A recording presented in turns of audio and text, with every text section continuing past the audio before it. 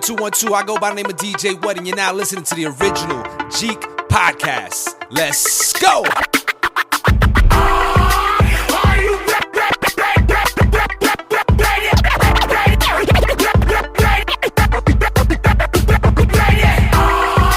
Ready to make an entrance, so backward cut.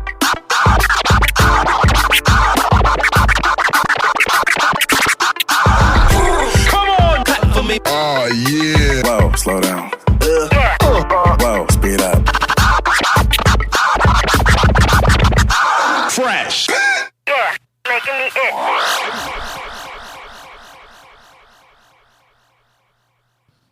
What up, Jeeks? My name is ROCKINMRMAGIC, and he is UNIQDNA.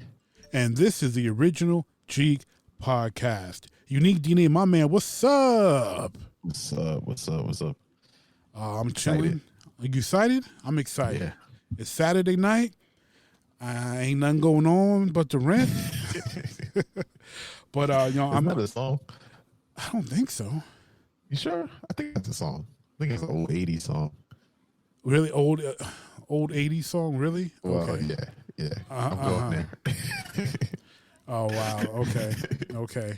This is how we starting off this episode. Yeah. Okay, you were born in the 80s too. Okay, just the less we forget. But I just like the message you because you're older. A whole 4 years. Okay. Well, It is a song. I just Googled it it is a song. See?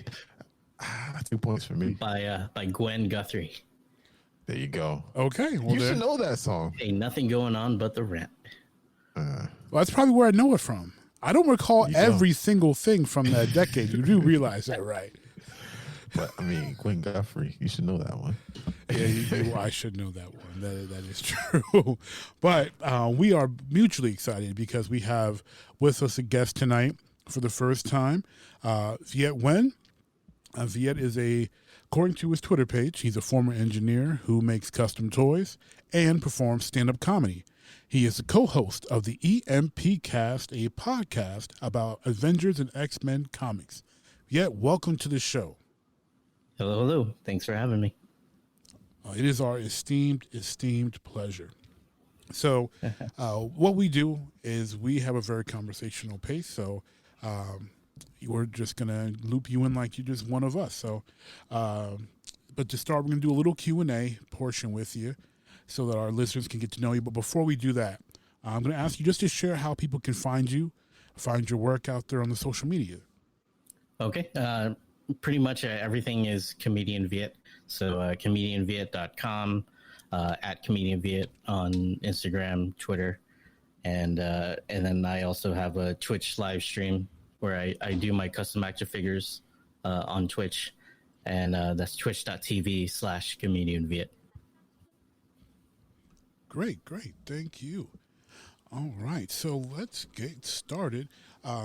So at first, how did you transition from an engineer to a visual and performance artist? Well, I got really, really lucky. Basically, all the stars just kind of aligned. I worked as a civil structural engineer in Atlanta, and out of Atlanta, and then I started doing the custom action figures just because I used to have this thing called disposable income. And I'm vaguely familiar with that. Yeah. I've heard that concept before, but I've never experienced that. Yeah, and I didn't know it existed. I know, But I've right? heard of it. That was the thing. And I used to collect Marvel Legends action figures. Nice. I pretty much got all kinds of X-Men stuff. I collected it throughout college and everything, and it got to a point where I started getting I was tired of waiting for them to make stuff that I wanted. And then just kind of wanting to get some obscure characters, maybe like a certain costume character kind of thing. And then I just saw people that were making them themselves. And then that's when I started making them. And then this was probably 2006, 2007 ish, around that time. Okay. And this was before being a nerd was cool, I guess. Right. Before it became mainstream. Yeah.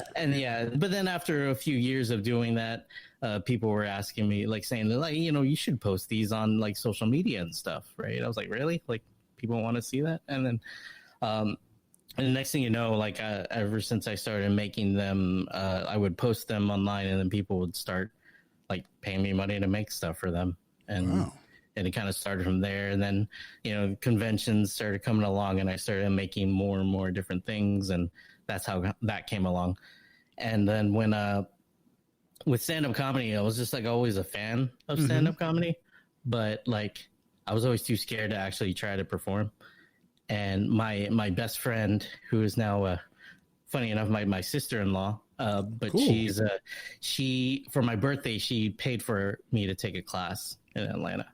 Awesome. And then so I started doing stand-up like just on the side, just kind of just doing it because I liked it. And then I just worked my engineering job for just like to pay the bills and make some decent money. And and it was always a dream of mine to quit. I just quit and do comedy full time, but it just never ended up happening. And it was started out like as a joke with my best friend. Was that like I used to have all these like dating issues, right? Dating problems. Okay. And I would complain to her. I was like, what? I was like, I don't even know why I'm so mad. Like, it's like when Lisa, like her sister, her younger sister, when she gets out of med school, I'm just gonna get with her. I'm just gonna get with her so I can quit my engineering job and do comedy full time. And it was just a joke, right? It was just a running joke that no one ever took it seriously or whatever. But I ended up meeting her and hanging out, and things just kind of hit it off. And I just ended up once we got to a point where we got engaged, that was my point where I was just like, all right, like might as well, like I'm gonna have to quit my job and move to Florida because that's where she's doing her residency. And so I was just like, so let's just give it a shot. Worst case scenarios, I try to get another engineering job. Wow. It's been like 6 years? Yeah, it's been like 6 years, and I haven't gotten a real job yet. So, that's awesome. That is awesome. We're good. That is awesome. Yeah. So everything, just the stars just happened to line. I don't know what I did to get this lucky, but I'm happy. Yeah, and then it's super cool, and make that even it's a bit of a love story too. So that's really freaking awesome. Yeah, it's funny just because it was just a joke, right? Like she's gonna be a doctor, and I'm just gonna be her house husband. That'll be fun. Hey, I think a lot of us would trade that. Yeah, it doesn't sound bad in any way, shape, form, or fashion. Yeah, like we're not making doctor money yet, so but it's coming. It's an investment. Right. Hey. Yeah, it's a good start. It's a great start. Sure. Awesome. So, about your creation, your art, as far as physical art goes, so you said you started just doing it because you wanted stuff for yourself. So when it came to the point where people were asking you to do commissions, what type of pressure did that bring on to you where it's like, hey, I got to take on this challenge of creating, potentially an obscure, not too popular character, and I've got to make magic out of this? Well, part of me, like, it wasn't really that much pressure, just because, like, the fact that I was, like, making enough money as an engineer, like, I didn't charge them that much. Okay. Just because it was just, like, my first commission. So, like, part of my it was sort of like setting the bar low, just like, you're only paying for this much. Like, I hope you're not expecting anything great. I mean, given, like, my skill level's a lot better than, of course, around then, I've been doing this for, something like 10 years, 10, 14 years, something like that. Okay. 10, 12 years. And then so like, but yeah, pretty much I try to keep all my prices usually along my skill level. That makes sense. So since you felt you were an amateur, you kind of priced it accordingly because you were not a professional artist. Yeah. That makes sense. Okay. Yeah. And if they didn't like it, I would just refund them the money and just use whatever I made, like, for parts kind of thing. Yeah. Awesome. Makes perfect sense. I did the same thing when I started with photography. Yeah. Under promise, over deliver, as they say. Yeah. Especially being like flexible. I said, again, super fortunate, very privileged, where I had like a backup where this wasn't like my. Yeah, this I wasn't wasn't your trying to main make a thing. living with it. Awesome. So when it came to the different types of commissions, like I saw on your Twitter that you've done Clarissa Shields, you've done Errol Spence as athletes. Is it different creating custom action figures or Funko Pop creations for athletes compared to fictional characters where you might have a bit more material? Not really. Well, I guess it's actually the athletes are a little easier, Really? just because like it's like simple clothing, and especially with Funko Pops in general, like they're kind of simplified and like kind of cute, and like so I don't have to get into crazy detail with them. But I guess the only tough thing is like the logos and like the text and stuff like that, because like I paint everything by hand.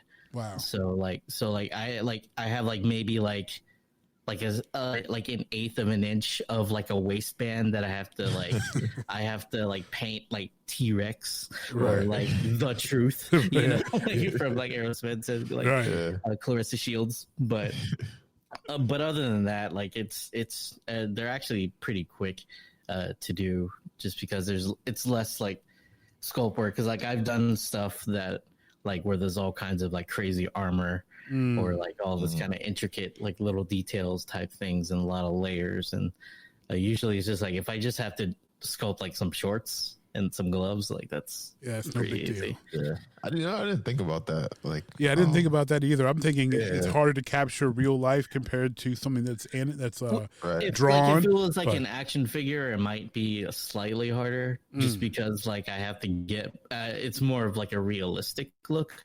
Right. And like with the Funko Pops, like pretty much all of them look the same, minus like like certain hair type details, right? But like all the faces look the same, right? Like all the clothes are like the only thing is really like the clothes and the just like the certain characteristics, like the certain little logos and things like that really distinguish them. Like like you guys know like Tuskegee Airs and stuff like that. But like big like minus like pretty much like Abel, which has like the aviator hat, right?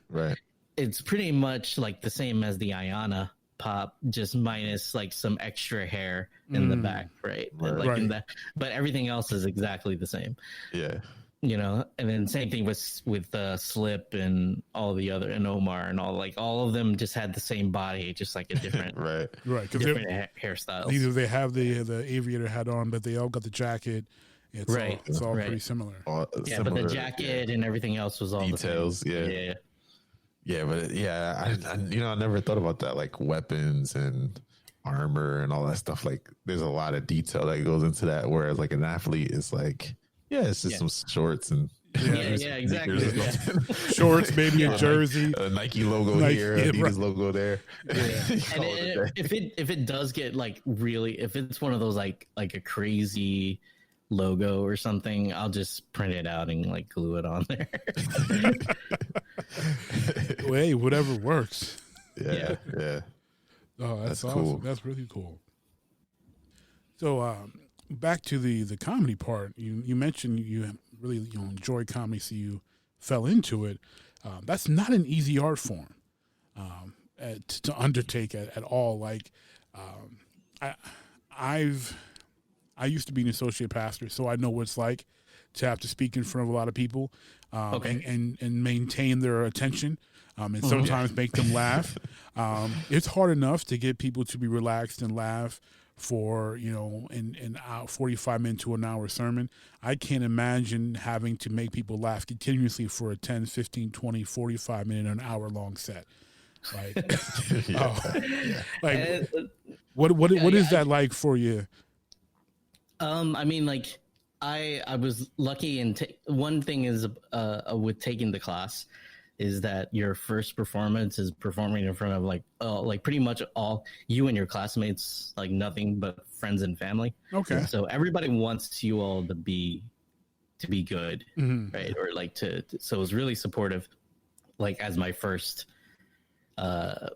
performance, it was a big rude awakening when I went to like a real open mic and got barely anything, but. And trust me, I've had a lot of bad shows, but after a while, you just kind of grow a thick skin about it, where you just hold on for dear life, like the times that you did do pretty well, and just like no, like there's like either like for some reason I didn't connect with the audience that day. I was like, but I know this joke has worked many times, you know, kind of thing. And that's all, it's the only thing you can do, you know, like sometimes it's just like sometimes you just say one word that just shuts down an audience. And then okay, it's going to be one of those days. Right. and then usually, and it's bad that I don't like, I'm so like in my stand-up comedy career, like, I'm at the point where I'm the feature act, like the middle guy, the guy before the main event, for the headliner. Yeah.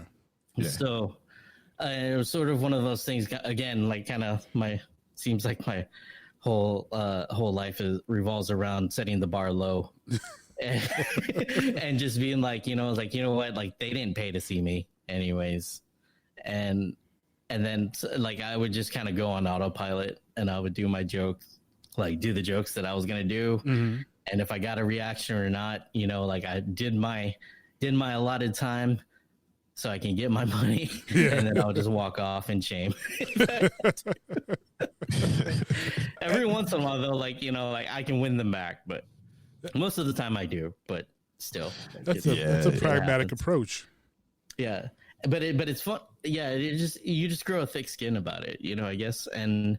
It's funny. It's so funny because like I'll go to like work events with my wife, right? And like these are like surgeons, right? Like people that cut people open, like for a living, right? And saving people's lives, right? And they're just like stand-up comedy. Oh man, I can never do that. right. Like, and you're like, you cut some. Did you cut someone's heart out yesterday and then put a new one in? Like you held a heart in your hand and you pumped it. Right, to make this person live, and then you're just like, and you can't talk in front of drunk people. Right, like it is not that bad. Right, it's not that serious, but it is a very. I mean, people have a fear of public speaking. There are people who would rather, you know, cut people open and try to save lives than talk and try to entertain people, because you can. I mean, it's a learned thing. I mean, as you said, you've taken classes, you've worked on your craft, you learn it. But most people look at entertainment as something that's natural. They like, you know, they think they don't have natural charisma. They think you have to be born with it factor to be successful. Oh yeah. That's a very bad misconception. Like, that's what I learned on like pretty much everything I do. Like, and then like my advice to people when they're first trying to do anything, right? I mean, first it's, you know, first step to do it is to start doing it. And then you have to give yourself time to suck. Yeah. You know, like you like, you know what? Yeah. Give yourself time to like, give yourself time to suck. Yeah. Give yourself time to suck, you know, just like you gotta, or it's just like, I think it was like Adventure Time. I think Jeek said it. Like you just like, you know, sucking at something is the first step of being okay at something. Yeah. That's true. So that was like, actually. Yeah. Like I hold that I hold that phrase like very close. And this Jeek Nation motivational moment is brought to you by Adventure Time. Right? That's what I'm saying. This little stretchy dog. Yeah. Stretchy dog knows what he's talking about. Oh, that's very true. That's awesome. That is very insightful, actually. Yeah, like that's that's gotta go. That's gotta go in the like, shirt. And then like I mean, and I have to remind myself because like I'm kind of like trying to write a book, like a comic, and I get frustrated because it's it's not as good as I want it to be. Yeah. And then I had to remind myself, like, just like, dude, like, you know, like you did it with comedy, you did it with the toy stuff, you know, like you have to give yourself time, like enough time and like room that like it's eventually, if you keep working at it, it'll, like, I think it's Ira Glass. I think he said it, like your taste, you know, like your skills, like start catching up to your taste in the medium kind of thing. Nice. Well, that's Man, well he's just said. dropping all the gems today. You Right? want to take over? I can just go. We'll leave it running. You're not. I mean, why? I mean, your kids are sleeping. Don't jump. Too much. You just let me know. No, not at all. This is great. I mean, it's great stuff. Good stuff. No, it's excellent stuff. He just wants to, to go back to his, make sure his kids are all right, because he finally got him. He finally got him down. Yeah, I got him to go to sleep. Nice. So, within to the honing of the craft, what comics made or currently make the most impression on you that you kind of look to for inspiration, potentially, or not that you take from them, but you look at them and say, okay, that I want to be able to perform to that type of level. Okay. Well, of course, like you got like guys like Dave Chappelle. Of course, he's one of the best of all time. Yeah. And like one of my favorite comics is Bill Burr. Okay. He he can get a bad rap sometimes if you just go based on just his stand up. Sometimes because like he's a contrarian, right? So all he does is poke the bear like all the time. That is his shtick. He likes to push but like buttons. if you listen to his podcast, like he's actually a nice guy. I actually got to MC for him one time. Oh, that's cool. Awesome. Which was really cool. And then but yeah, I like the angry rant comics because I'm not really that kind of style. Mm-hmm. Like I like where it seems more natural with that kind of thing. Like for me, like my set list is very very, very thought out and like written out and practiced. Yeah. And then there's another guy named Gary Goldman that I like a lot. And the guy, just like his writing capability is just amazing. Like he can do a bit about like grapefruit for like an hour long bit. Like he just keeps stretching it out. And it's just like the fact that he could just keep it funny too, like, and just keep it going. And like, he's like those are like my probably three favorites. Nice. Very nice.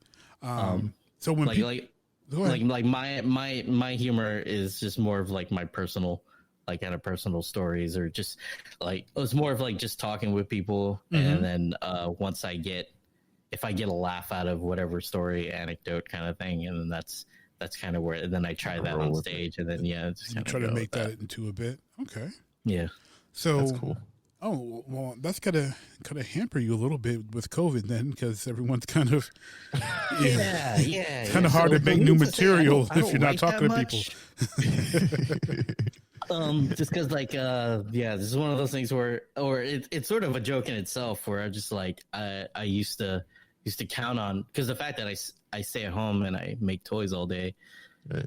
Like going to comedy shows and conventions used to be my reminder that I still knew how to talk to people, right.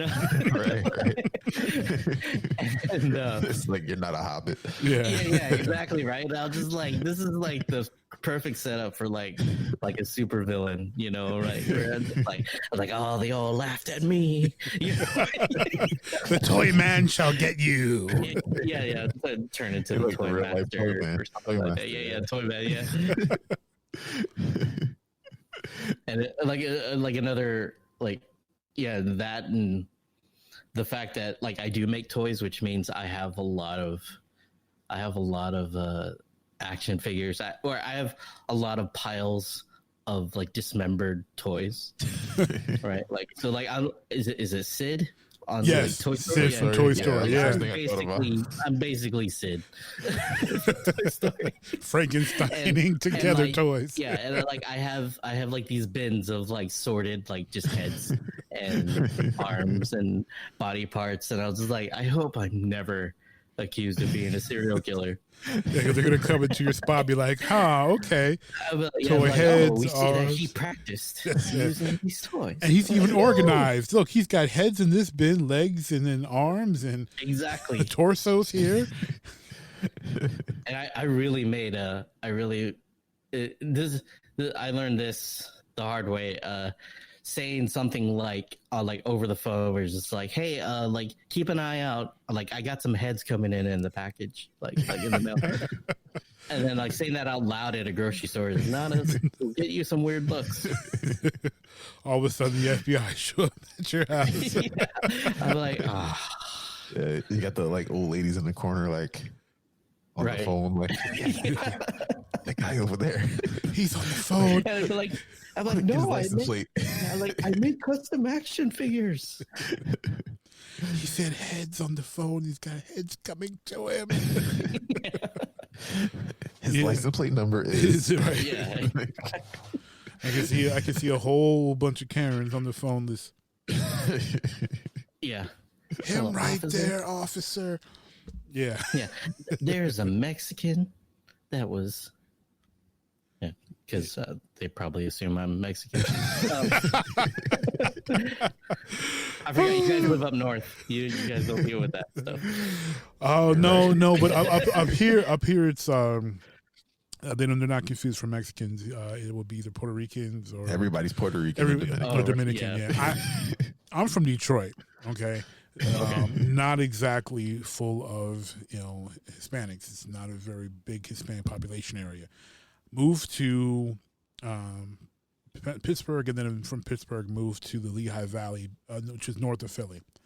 It's about an hour from New York City. So a lot of people from New York, a lot of Puerto Ricans from New York, end up moving down to Lehigh Valley because it's cheaper to live, still close to their family, they can find work.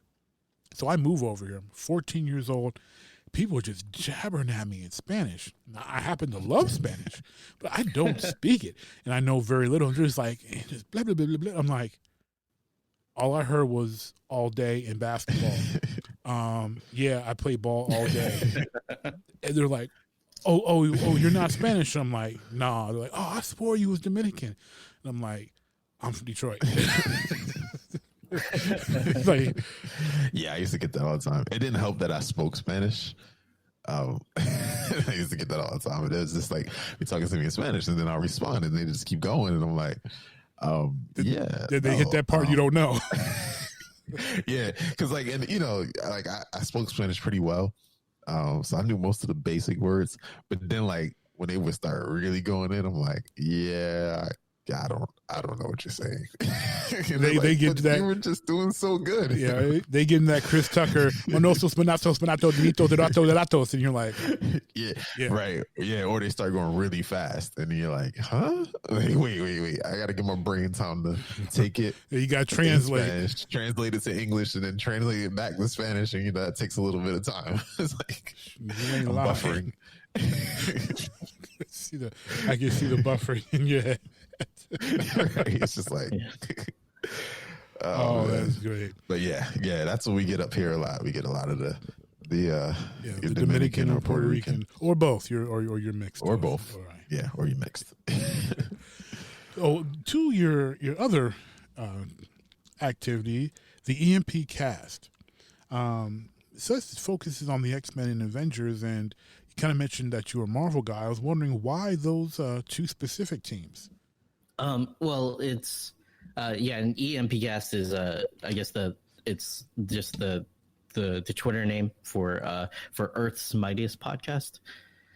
And Gotcha. like both me and my friend Corwin, we were both like hardcore X-Men fans. And but we at the time, like around 2010, 2011, there were like a handful of X-Men podcasts already, and this was around like the heroic age. I don't know if you guys are. Of course, we're both big comic book fans. Yeah. So yeah, around the heroic age, and that's when I kind of started back up to reading comic books again, and so like it got to a point where like I was reading the Avengers books as well, and then I just kind of talked to my friend Corin, who has done podcasts before. We just got. And I just had like, do you want to start like an Avengers podcast? And so then that's when we started our like an Avengers podcast. And then that was Earth's Mightiest Podcast. We started around like Fear Itself, like around that time period. Nice. And then from there, like we kind of were like the brother podcast to the, like it was called a Cultural Wormhole. It was like an X-Men podcast that we were friends with. And then like it's like they were the X-Men one, and then we were the Avengers one. Okay. And then we were the Avengers one, and then like we were talking like, and then Avengers and X versus X-Men came along. versus X. And we were like, we should do a crossover podcast, blah blah blah. And then like they kind of just like ignored our messages and didn't really do anything. And then they started doing Avengers stuff. Mm-hmm. And then so we're like, like we're X-Men fans, deep down anyway. Right. So that's why we started just doing X-Men stuff as well. Cool. So we just kind of do that as a separate episode, like less in depth, where we just kind of just go down the line and just talk about them, kind of thing, like a little less informal than our Avengers titles. Okay. Where it was so like, because there's just so many events and everything, and we thought we were just doing people a service, where we're just like we read all like we avenge the like we read all the books and avenge the ones you may have missed, kind of thing. Like, and so like saying like, yeah, don't read this one. Right. Like you can skip this one. Skip this one. Like this one's important. You kind of want to get this one. Yeah. Yeah. That's cool. It's very cool. So with ones people skip or don't want to skip, the current X-Men run by Hickman has gotten a lot of hit and miss from people, a lot of controversy around the subject matter and the way the books are going. What are your thoughts on this current run? I love it. I love that it's like, I guess it's like that this storyline is gonna really impact the X-Men for years on end. It's not like, and it's not just like X-Men versus superheroes, or it's just not like another Civil War or another whatever, just kind of thing. Like this is like, this one's like legit, like different. And I'm not like this Hickman stan where like, like, like I love everything that he does. Cause like, his Avengers run was kind of hit and miss for me. Like where he can get like too into the details and then just not really do anything with it. Right. Like he'll go into like, he'll have all these like pages of like information, just right. like all these essays and all this kind of stuff. And then you're just like, why happened to map makers, or like in all this world builders, like Ex Nihilo, we're just not going to do anything about him right anymore. Yeah. Right. Just like, but he hasn't done that with this yet, right. Like, so, and then like, I like the whole like when I saw that on your show notes, I'm like, what's controversial about this? Well, I mean, to me, it's not, but I hear a lot of people, either in groups or on Twitter, and I see people complaining about all this, about it's so much. Wow, let me try to specify one. Political messages within it. Some people even complaining about which silly. I find ironic because like X-Men is totally just it's like the most political comic of all comics. Yeah, right. Yeah. It's the biggest like political satire comic in the Marvel universe. Yeah. Like you guys realize this is an allegory for racism, right? Yeah, always has been political. Yeah, stuff, or even things as silly as the fact that Xavier's walking. just yeah, exactly. That's, and I'm like, really? Is that really what you're gonna complain about? Because you don't see him drawn, in a yellow floating wheelchair? Like, come on, man. Like, let's grow up. Yeah, exactly. Like the same people that probably complain that it's too different also complain when it's the same thing. Yeah, they say they want something different. They're just never gonna be happy. This is gonna be angry nerds, angry fanboys. Yeah, the worst. Yeah. It's pretty bad. But like, I personally like it. I do like the moral aspect of the fact that they can revive at any time. Yes, and like, just like, do we do that? Kind of thing. And like, where do we draw the line on when we should revive ourselves? Kind of thing, or just like because it could be to a point, and I joke about this on the podcast a lot, where like it could be just where like you like stubbed your toe really bad, or like broke a finger. It's like, oh, let me just kill myself so I don't have to deal with that anymore. So I can just be revived and not have to deal with it. Right. Yeah, it's an interesting aspect. Well, I felt, and I don't know if you're a sci-fi fan, but when I am reading some of the early ones, and when they went into the mission near the sun to destroy the master mold, and they're out there and they're doing it. I'm like, oh wow, they're all dying, but I'm like, well, they're cool because they know that they're going to be brought back. I got a Cylon vibe. I got a Battlestar Galactica, like, hey, it's all good because, they're going to download me into this egg and I'm going to grow and I'm going to be back. So it's like, there's like zero consequences. So like you said, like, oh, my arms hurt. Oh, well, I'm just going to. Right. Or you just like, I had a bad day, like I had a bad day today. So, like, I'm just going to wipe my memory. Right. Like, oh, hold on. Did that bad memory get to the cloud yet? Yeah. It didn't? Imagine okay. Having like a reboot button on your life. Yeah, it's essentially that. Yeah.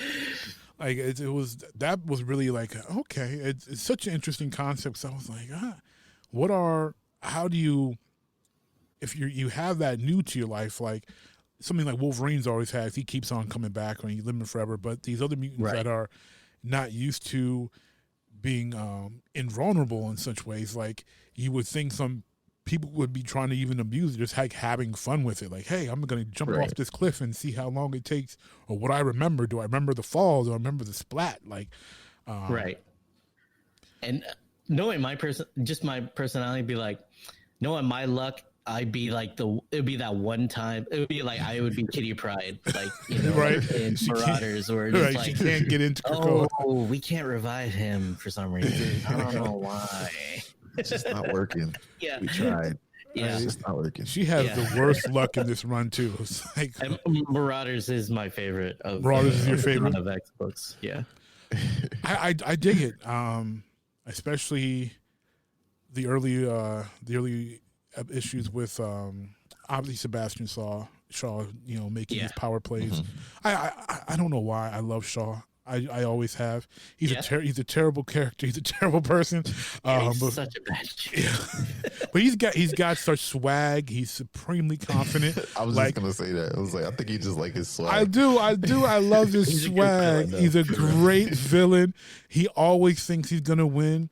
And his soft spot is his son. I don't understand why, but he'll do anything for Shinobi, even though Shinobi is a piece of trash too.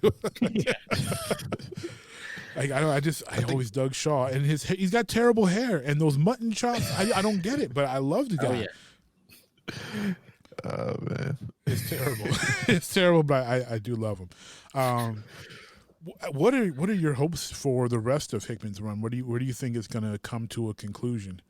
I mean, it has to end, right? Like, it has to. It's got to end, and it's so expansive right now. Krakoa has to be a failed experiment, I would think. Like, because this is not the first time they tried to just make their own nation, right?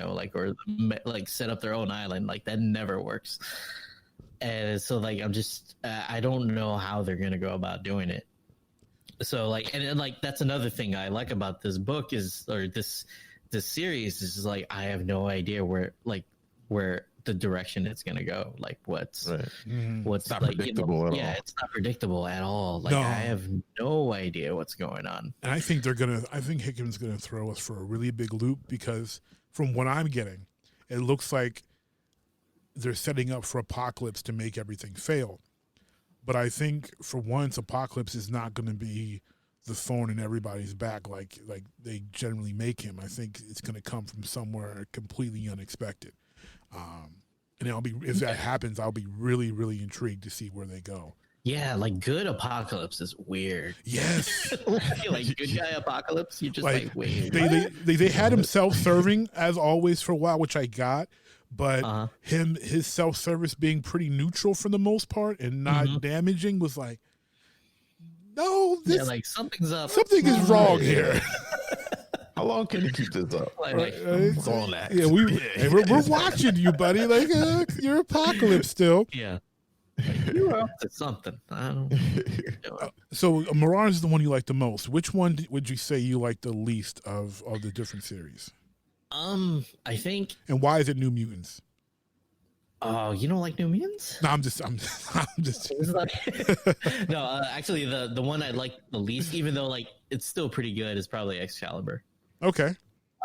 Like while I appreciate that there's like a sort of like a sword and sorcery part of the book, like of the aspect of the X-Men that doesn't really get The recognition. like, yeah, the recognition that it gets, but it's like for me it's like it's a little out there, and then like Teenie Howard, like especially with specifically with that book, like she kind of jumps around a lot. Yeah. And like it's kind of like hard for me to keep up with what's going on, because it's like, you know, like I was like halfway through the book till I realized they were in a different dimension. Yeah. You know, like you know, things like that. You're just like That would have been nice to know a few panels back. right? Yeah. You know, just like where's that big caption up at the top? You know, like in the top corner. Just like let me know what time, what dimension we're in. Yeah, they have been shifting back and forth pretty seamlessly. It's like, wait, weren't you? No. Oh, okay. Yeah. Right. Yeah, confused. Yeah, they just kind of just throw they throw in some curveballs that are interesting, but again, it's like, and it's maybe just because like I just need to read it again, you know, kind of thing. You're like, I need to read it a couple more times, but most of the time, like I barely have enough time to read the books that we have to cover. Like I'm usually reading the books like the day of recording. Sometimes Like, keep it fresh in your mind. Yeah. yeah, there's just so many books. Right? This is like, true. So yeah, and like it's bad that I constantly kind of put that one like to be last, and so like I just wish they would. I need to give it some more time to maybe appreciate it. Now, are you reading them by series, or are you reading them in order of storyline? Like I'm kind of going by that checklist. Like, the checklist, yes. Okay, I've been trying to do the same, because I remember I missed. I skipped one accidentally. I was like, hold up, wait, what happened? When? No, wait. Yeah, I was like, some of them tie in, right? Like, yeah, tie in so much, and some of them loosely tie, and some of them are like, if you don't read this, you missed out. Yeah. But yeah, I go by that checklist, usually in the back of all the X books, pretty much. Nice. Last question around that. So what surprise from this X series really has jumped out to you the most so far? Probably the Moira thing, like in the House of X powers of 10. Yes, powers of 10. Yeah. I always get those mixed up because we don't know when they're saying X or when they're saying 10. Yeah. Yeah, which one? Like, is it X or 10? I don't remember. Yeah. Like, I try to push Hoxpox to and Korn just wasn't having it. Yeah. But yeah, like the whole Moira thing, like, you know, like the fact that she's been like that reincarnated so many times. Yeah, she's been reincarnated a bunch of times, and then and again, like normally, like I roll my eyes when I see like a big chart with Hickman, right? You know, where it's like, oh, here we go again, like all this convoluted stuff that's not going to really mean anything towards the end. Hickman is when I got to that timeline of all the things that she did and the events and stuff like that, you're just like, oh, like, this is heavy. Like, this is a lot of stuff. This is really tense. I thought that was super cool because she's been inconsequential for most of the X-Men, existence. I mean, except for, the Phoenix Saga, in the end of Proteus, Proteus, in the end of that, beginning of the Phoenix Saga, she's there, but she's not vital. She's an afterthought. So for her to be she was a Professor X love interest, and that's about it. And then Banshee stole her, which was really weird. Right. That was weird, but so for her to be so prominent, I was like, wow, I agree, that was really cool. Because she's getting a Marvel Legends figure, right? Really? Like, they just announced it on like Hasbro Pulse. Like they're doing they're making like the Dawn of X, like they're doing this run.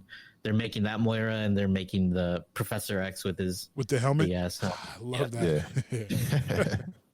That's super dope. Wow. And I always made the joke that I don't know if you remember, like, Evil Reed Richards, like when the Council of Richards, like when he pulled off his helmet, like he still had that big ass brain, like this weird head, and I just like please tell me like Professor X has got this gumball head, or he's like Krang underneath the helmet.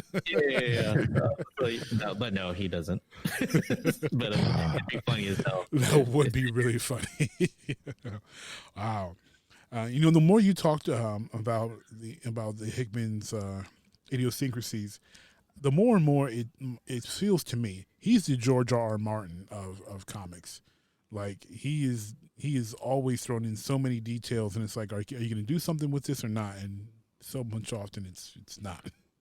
Yeah, like I said, like I loved his Fantastic Four run. Like he did a really good job with that, and like initially, like his Avengers run was like started out pretty good, and then when it got to that like countdown episodes where he was kind of working backwards, and it just felt like, and like maybe it was just reading it 1 month at a time that was making it drag on and on and on and on. We're just like, okay, 1 million years ago, like till this time, and then then 1,000, and then 100, and you're just like,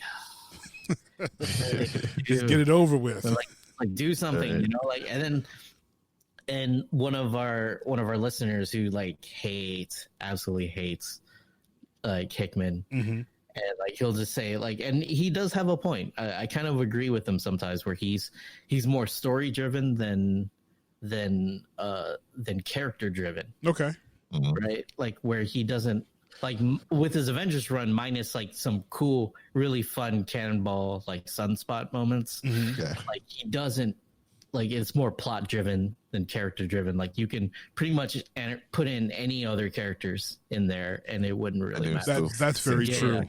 Yeah. And X-Men specifically, which was my I had some, like, I was a little worried that he was doing X-Men, because X-Men is like, the Claremont X-Men is all about characters. Yes. Right. It's all character driven.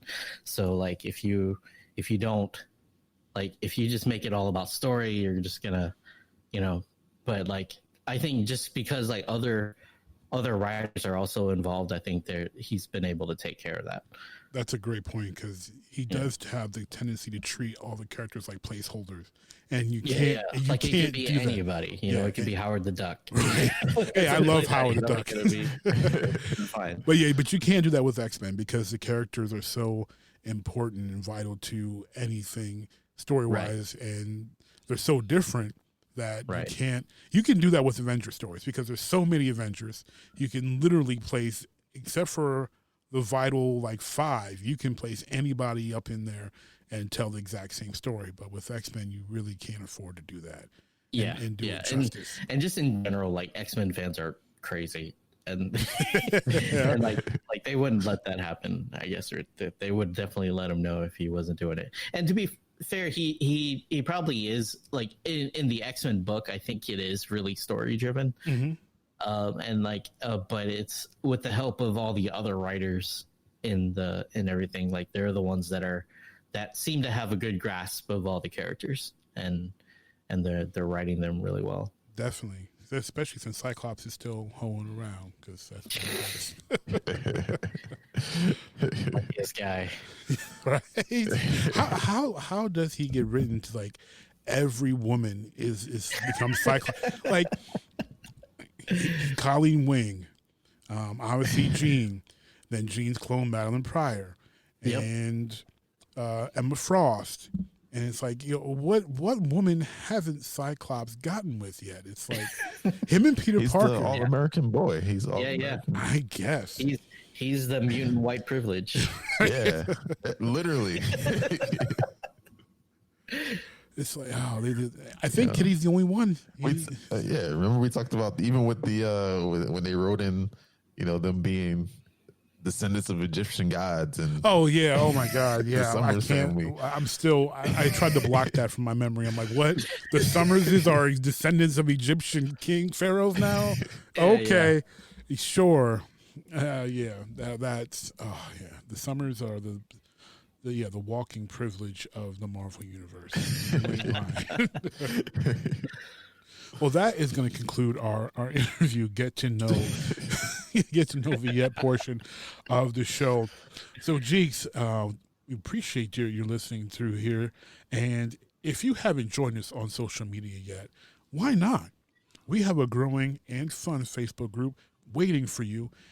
And if Facebook's not your jam, we do have a Discord server that you can join as well. For all those already in our community, we appreciate every single one of you, and September has been lit.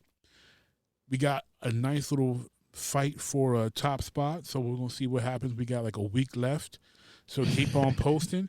Post them memes, post them links, post your streams. We want to support you all. And if you haven't found us on Facebook, just search Jeek Nation. And you can find us on Facebook if you want to find our Discord server as well. We have a link in there. Click on it, join the Discord server as well. So we're going to move on to our What Are You PWC section of the show. What are you playing, watching, or creating? So we recently talked about last episode about what we were playing. So UNIQDNA, I'm going to ask you, what are you watching lately, bruh? What am I watching? Oh, I started The Boys season 2. Yes. Wait, I'm waiting. I'm waiting till they're all there because I want to binge it. Like, I don't want to wait. The same thing, and then I was just like, you know what? I'm just gonna start because Mandalorian's coming out soon. Yeah, that's true. I still haven't done Umbrella Academy yet. Neither have I. Umbrella Academy is so good. So I'm like, I don't want to get too far behind with all of these shows, and then I'm like, and then I'm behind, and I got to catch up with everything. So I'm like, at least with The Boys, I can catch up, and then just I'll catch it weekly. That's a really good point. I didn't think of that. Because I haven't started yet. see. Yeah, I waited to like 4 episodes before starting to watch. So like I was able to at least binge that much, and then now I'm week to week. Yeah, so that's what I was thinking about. I was like, that way I give myself a little bit of time, and then I might even still be a little behind. That way it's not like, but I'm not like so far behind that like I have no, everybody knows what happened. I'm still like, it won't. Yeah, you won't be on episode 2 and everyone else is on episode 8. Right, exactly. So I started that. That's pretty much the only thing I've been watching because the rest of the time is with the kids, and so we're watching Disney Plus. Right. So you're like watching Mickey Mouse Clubhouse. Right. Yeah, what's going on with Paw Patrol right now? Yeah, and I missed the latest episode of PJ Masks, so you gotta catch me up. Which is my son those are his 2 favorite shows. So yeah. Well, when my grandkids come over next time, I'll make sure that you're caught up because they be playing that all the time. Yeah. Well, just call me and I'll catch you up. All so right. That, because I'll probably have missed some episodes in between there. Yeah. I'm sure they'll be caught up, but I'm sure you need to catch up so I can catch you up. I appreciate you looking out, bro. Yeah. Oh yeah, what have So, you been watching then? Since he's out there with Nick Jr. and Disney Jr. Let's see. Yeah, like I watched The Boys, and the fact that I do follow a lot of politics, like there's a couple little Easter egg, like there's a couple of references to like current stuff that's making it it's supposed to make you uncomfortable, I think, and it's sort of, so I was just like, it's The Boys. It's supposed to be uncomfortable. Don't do that. Let me out. Yeah. Let me out. Yeah. That and I've been kind of, for the most part, I've just been kind of like, because I tend to, whatever I watch, I tend to work on toys and stuff at the same time. Multitasking. So I usually I've been rewatching Gargoyles on Disney Plus. Nice. And it actually holds up. It does. Yeah. It does.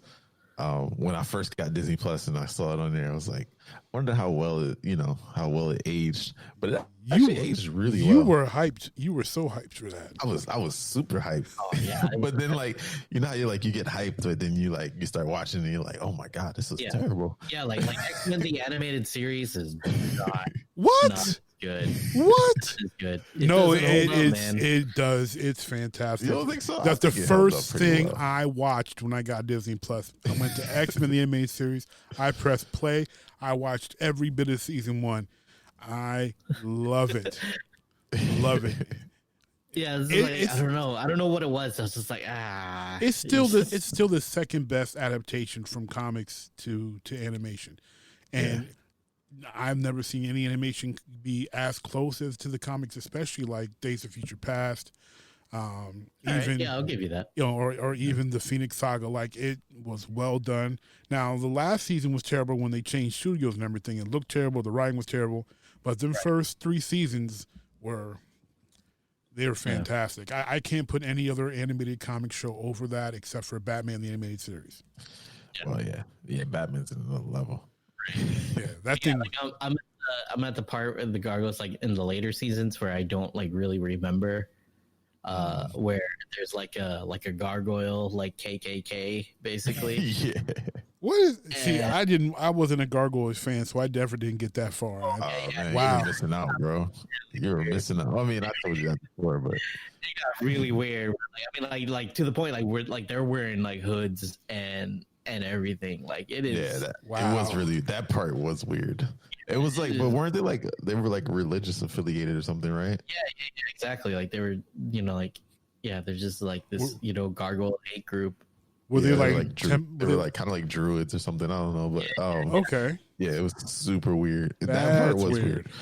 But overall, I think it held up pretty well. I think it held up well because it was like a time travel story in a sense. And I think that kind of made it, usually, time travel stories don't hold up well, but I think that kind of helped because they were already kind of ahead of their time for like the 90s. Yeah. It's like the only thing, it was just like, the only thing I did notice is like everybody would have found out about gargoyles a long time ago, like if it was in present day, right? Like, because everybody's got camera phones. Yeah. No. that is so true. Back then they didn't have that. There are so many things that are great from pretty much pre-2008, I want to say, where most phones then had a camera in it. Even if it wasn't video, like there was a camera in your phone. That was pretty much became, because I used to work for T-Mobile back then, like since from 2002 for about 5 years, and I watched where phones had cameras that now was the luxury thing to have the camera. And I watched over that 5-year span where it became just another standard feature. So anything prior to like 08, show-wise, it's like that just wouldn't hold up to that. Like Knight Rider wouldn't be a mystery because everyone would have seen him in all these towns and like, hey, there's that car I heard about. I saw on the video. It had been all over TikTok. There would have been zero mystery about so many cool things. The $6 million man. Everybody would have known about that dude. Somebody would have pulled up their phone. Yo, I saw this dude, Steve Austin, jump for 10 feet, 2 stories into the air. Like, there's no mystery anymore. Yeah. Yeah. Now that you say that, like, technology has definitely made writing harder when it comes to like stories like that. Like stories like Gargoyles, like $6 Million Man. Like, how do you keep stuff hidden? Those stories. Yeah. Because it's like people like, it's just not believable. And people, it's people are just like, that could never happen today. Yeah. But I mean, at the same time, like, there's like, then there's like Miss Marvel, right? Like where she still has like a secret identity. And, yeah, that's true. And like, she's somehow able to hide it. I don't know how.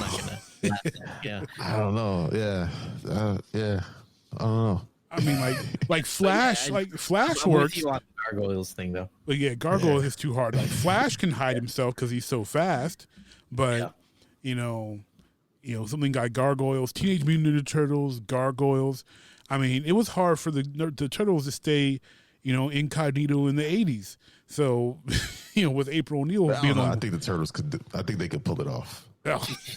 Ninjas, man. Yeah, that's because I forgot. Remember the Bell challenge with the Foot Clan? Like, come on, bro. I forgot. Those hats and those brown overcoats were the best disguises. No one would ever have seen them turtles. Even the thing, no one would know. No one, yeah. And people probably just think of cosplay. I'm Team Donatello as well. Knew we liked you. We are Team Donnie all the way. Donnie is the best.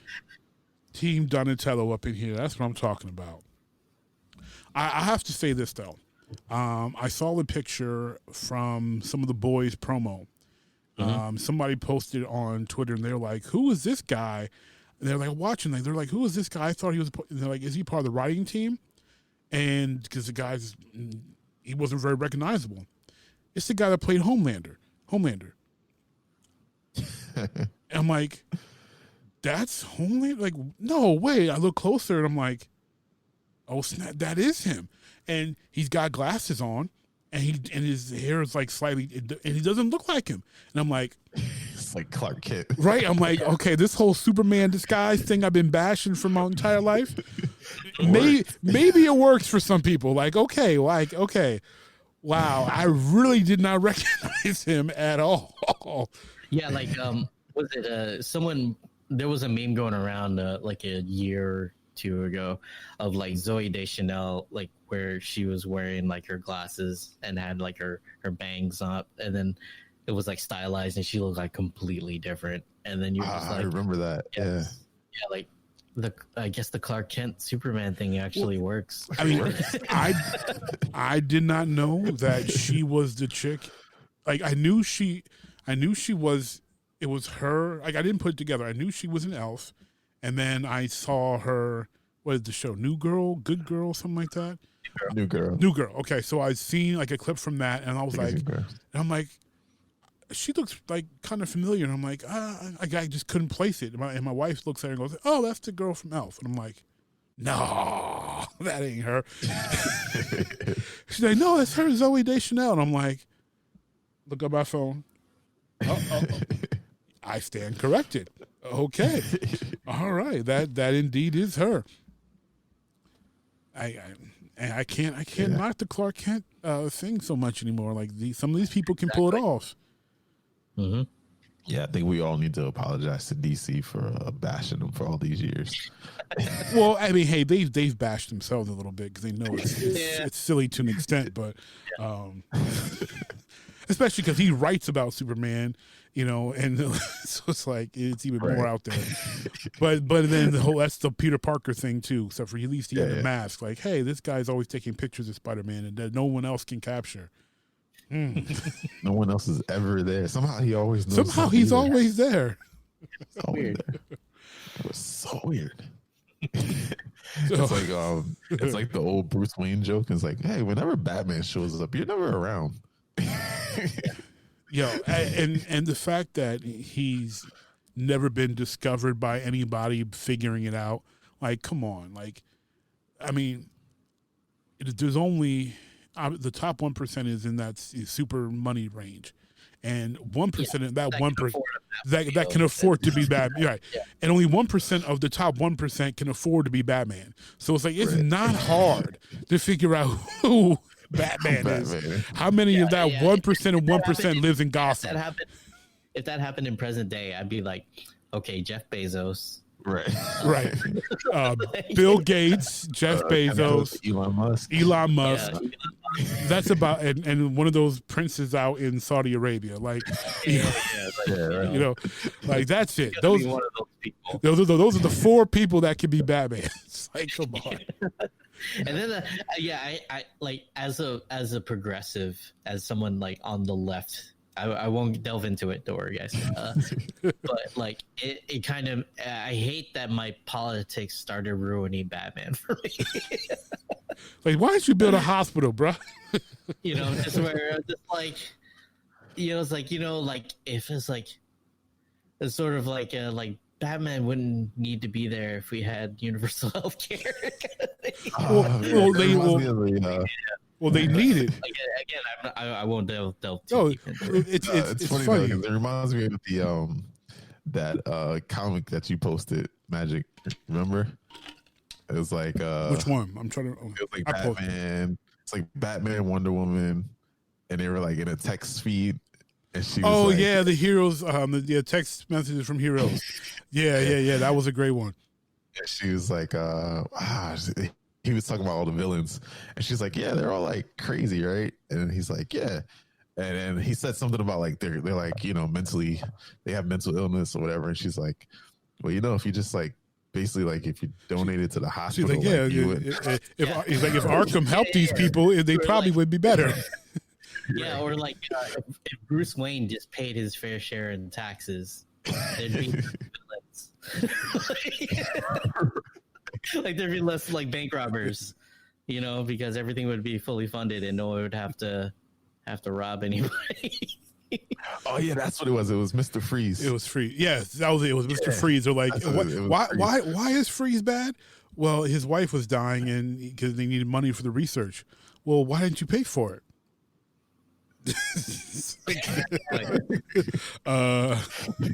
Because I needed to kick him.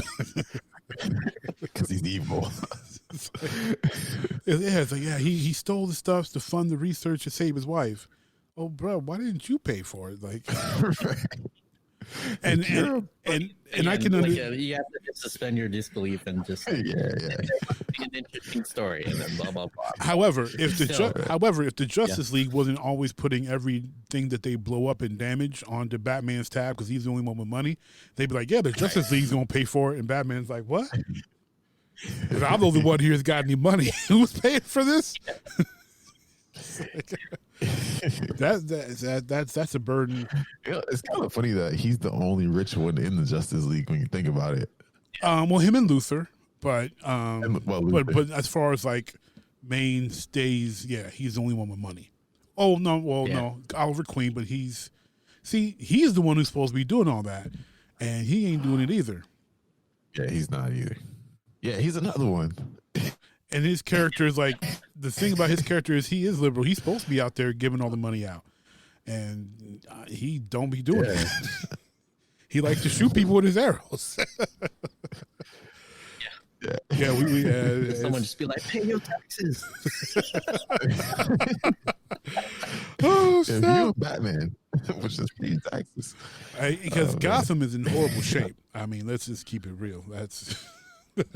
It's in bad shape. And it's in bad shape, unfortunately, like the Carolina Panthers season. I hate to say it to you. I hate to say it to you. And I'm feeling your pain. Now, hear me out.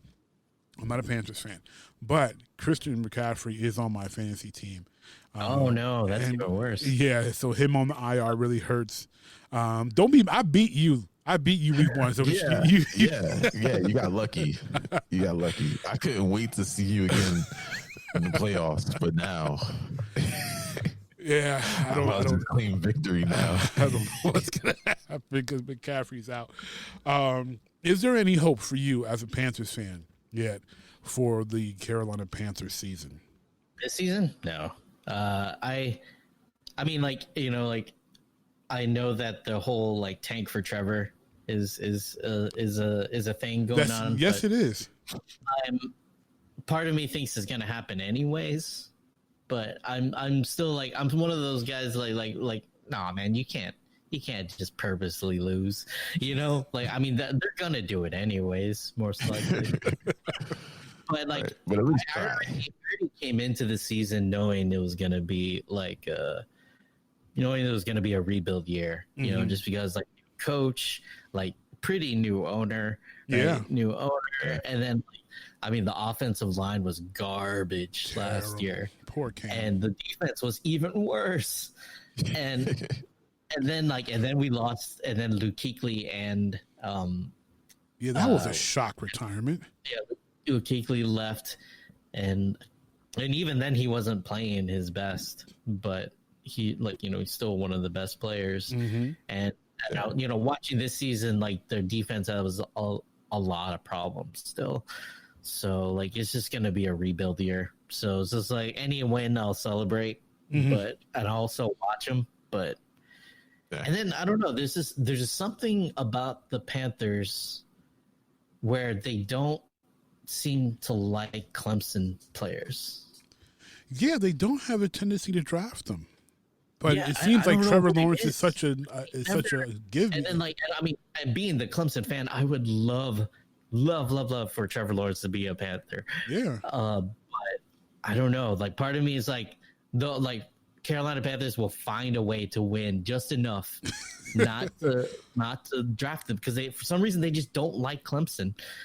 Like they never draft any of their players ever. Well, the past few years, I don't know why.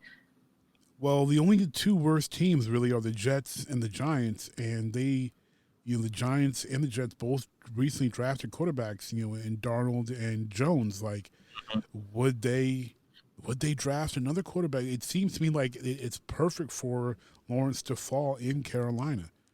Yeah, but I mean, at the same time, though, like, is Lawrence going to be good when the O-line is still garbage?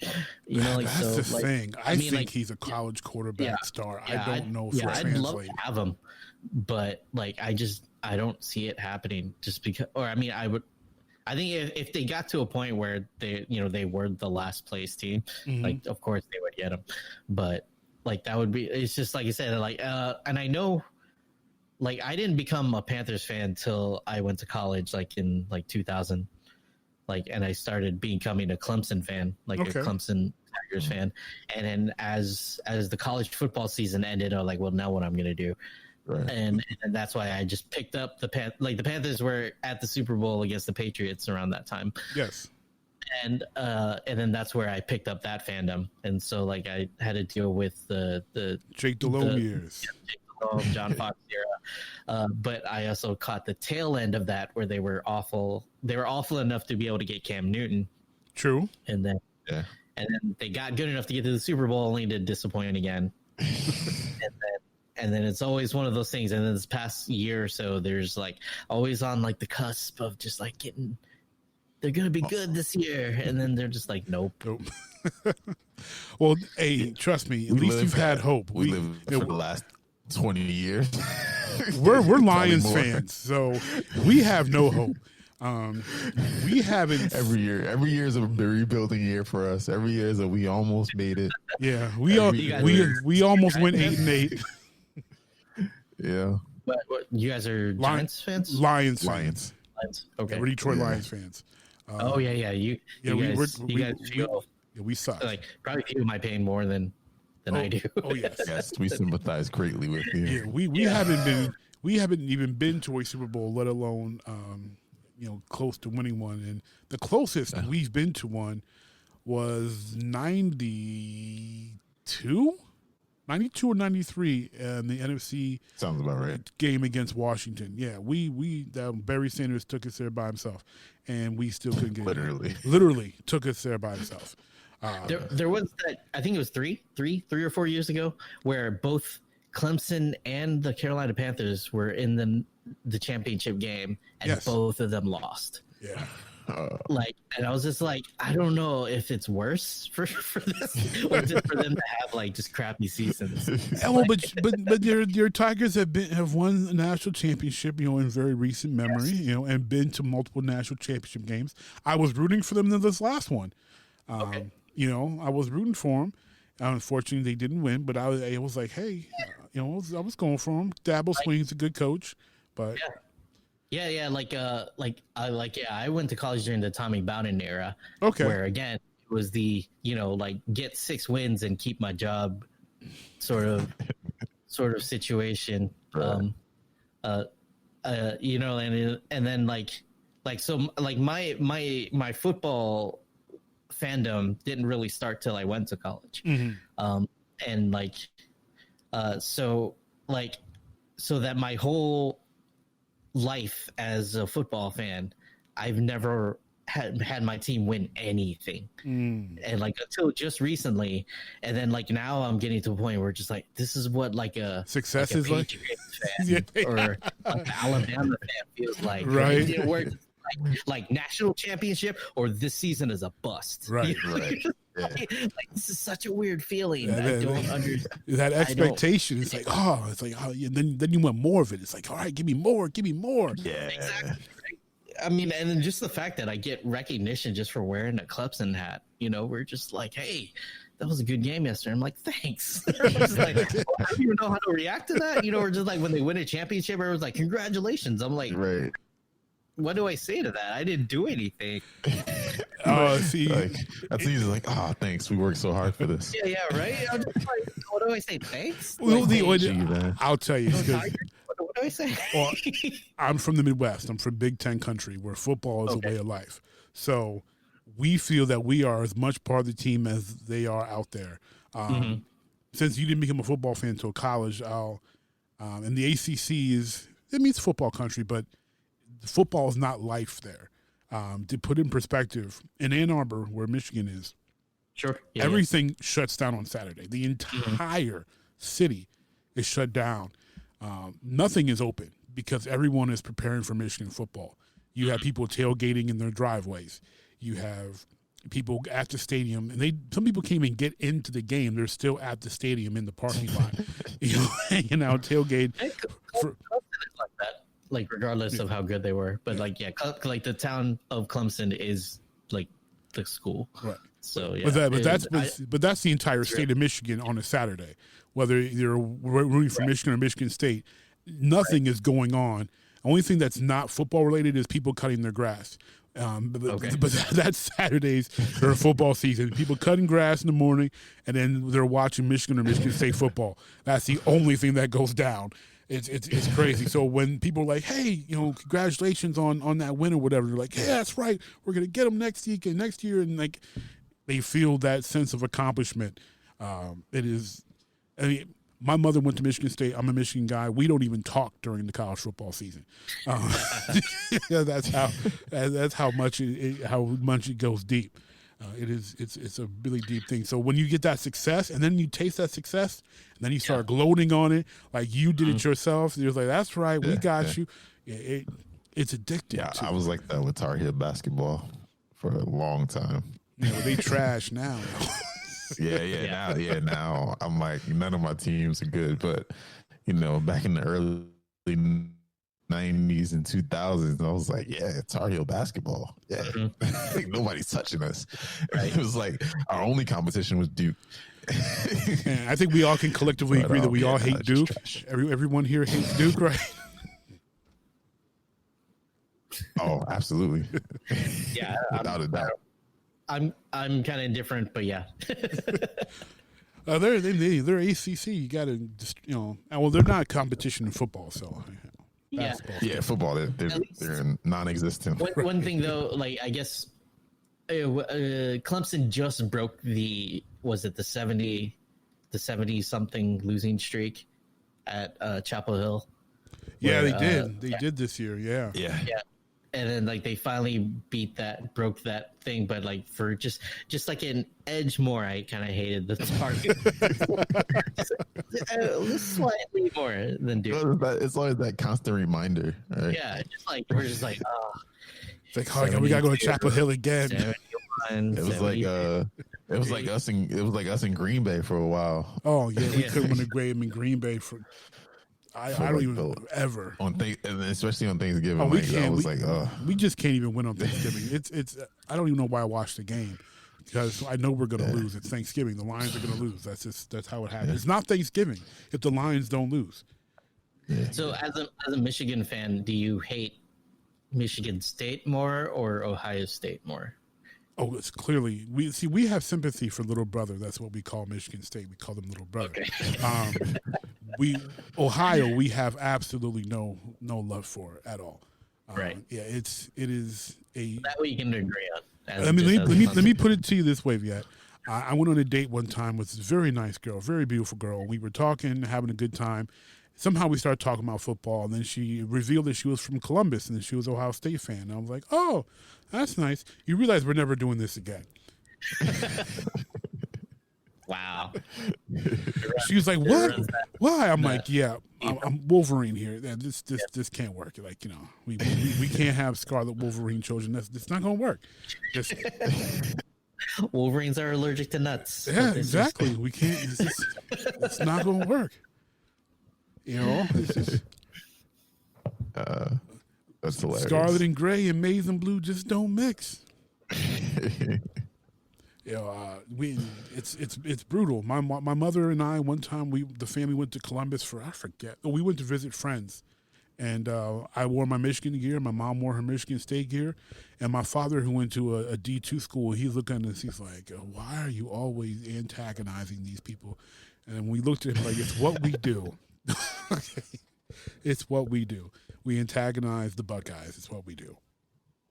Mm-hmm. Well, I mean, you got to give it to them. Ohio really doesn't have anything else. That's true. Ohio is trash. Any listeners in Ohio, we love you somewhat as long as you're not a Buckeye fan. But look, there's not much going on in your state. Let's keep it real. Okay? Let's just keep it 100. Yeah, like my last day job, my last engineering job, our main office was in Jackson, Michigan.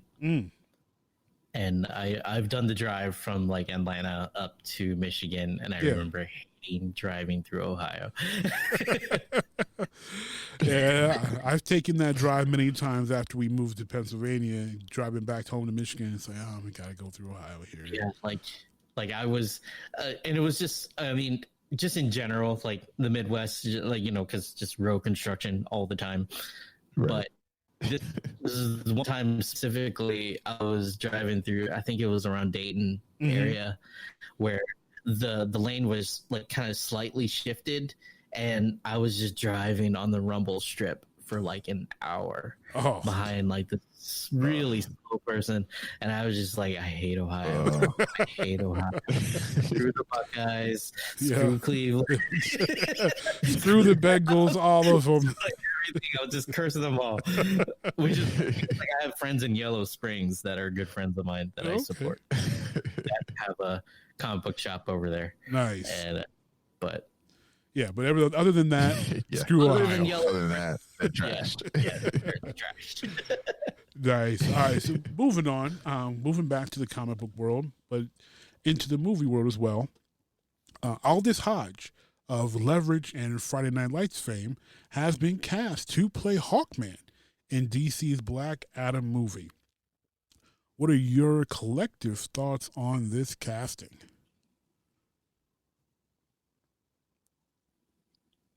Either one of you feel really having it. I mean, yeah, I don't know enough about Hawkman to really have an opinion. Okay. I mean, I see my black friends on my feed pretty happy about it. So I guess I'll just be happy by association. Yeah. Okay. I'm pretty. I don't have an opinion. That's okay. I don't have much of a strong opinion personally because I'm not a big Hawkman fan. I think the character has always been kind of goofy. I think it's been kind of a goofy character. So I've never been very at a vested interest in him. But I do like Aldous Hodge as a actor. So I'm excited for that aspect, and because I think he and The Rock as Black Adam will really have a very cool, especially for fight scenes, a great physical dynamic that they'll be able to portray on screen. I think it'll really give a boost for the value of a DC film, because I mean let's call it what it is. Their movies have been trash lately. Right. Yeah. I think the better the actors they can get, the better the film will end up being. Can boost their credibility a little bit. Mm-hmm. Yeah, I mean, I like him as an actor. I'm with you. I've never really been a fan of Hawkman. He always just seemed like a B-lister to me. He's not even B, man. Hawkman to me is like a D-list. Yeah. He's not important. He's got this, he's got his hammer and he flies around, and that's about it. Right. And then it just, I was just like, yeah, he's just never been important. Like, I haven't seen, like, that I can remember. I don't even remember him in any important events, storylines, anything where I can be like, yeah, Hawkman. Just. There were a couple of, like, episodes, I think it was Justice League Unlimited. There were a couple of episodes that were Hawkman-based that were kind of cool. Okay. But other than that, even that, I remember those episodes, and it was like, it still seemed like he was taking like a backseat to Hawkgirl. They pushed Hawkgirl. Yeah, they pushed Hawkgirl hard, but Hawkman, he's an afterthought. No one. Or even in I remember those episodes. Yeah, it was Justice League Unlimited. I remember those episodes, and I was just like, that was a good storyline. It was a good storyline, but I was just like, he was just, it was just like, oh yeah, like, who's that guy that looks just like Hawkgirl, but like, is a guy. There's a guy. Well, wait, there's other Hawk people. It is, and it's not like girls only one. You guys gonna get some Hawkman stands. Hey, I would like to meet a Hawkman stand. I don't think they exist. Like, dude, one thing I learned about tabling at conventions is there's a fan for everything. I believe that. I suppose. And it is the most awkward thing to just get, like, you're just stuck at your table because you're trying to sell stuff, and there's like a dude that's just like talking to you about like everything about Wolfsbane or something like that. like Rain Sinclair, he just like absolutely loves her, and that's like, and it just keeps on talking, and you're just like, yeah. Yeah, Rain's great. Yeah, great. Yeah. There's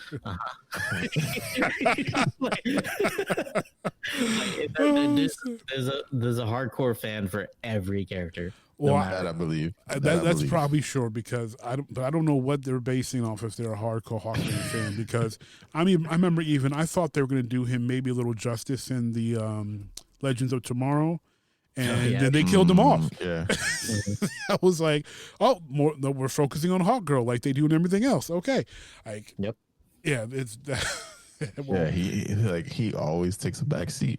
Yeah, which is, I mean, I guess it's kind of cool because female representation and down with the patriarchy and all that. I think it's just that Hawkman is just not intriguing to most people. But it's just like. I mean, I guess I've always if I learn anything from anime or things like that, where they'll if they can find a way to make Hawkman cool, then I'm all for it. Same here. Yeah, sign me up for it. I just haven't seen it. I haven't figured it out. Yeah, sure, exactly. All right, next quick hit topic here. 2 years after the initial announcement, Donnie Yen is preparing for the Sleeping Dogs video game movie to come out and start filming. I shouldn't say come out, but to start filming at the end of this year. Being that Donnie Yen is the awesomeness that he is, what are our hopes here for Sleeping Dogs movie? I don't know anything about Sleeping Dogs but I will watch anything with Donnie Yen. So, all I know from Sleeping Dogs, and I'm a big gamer, is I've seen the the cover art.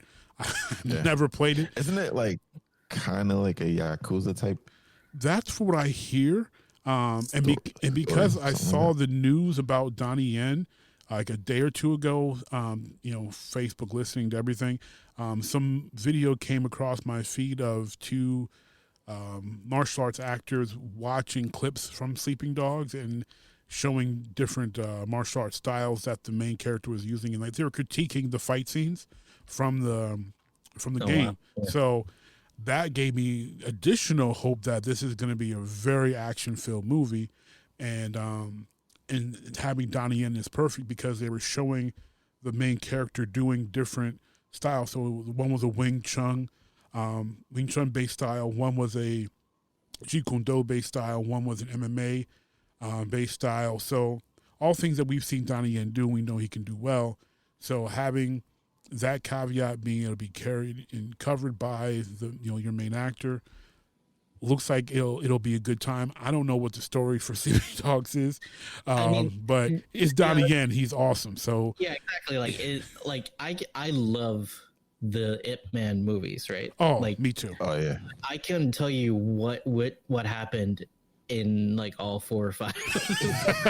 Like, I think there was one where he fought like Mike Tyson, but I don't know which one. Wait, that was the that was the third one. Yeah, that was the third one. Like I don't know it enough where I was just like, all I know is I liked it and it was awesome. Just like Donnie Yen in general. Just it's it's sort of that Morty meme where he's just like, you son of a bitch, I'm in. Yeah.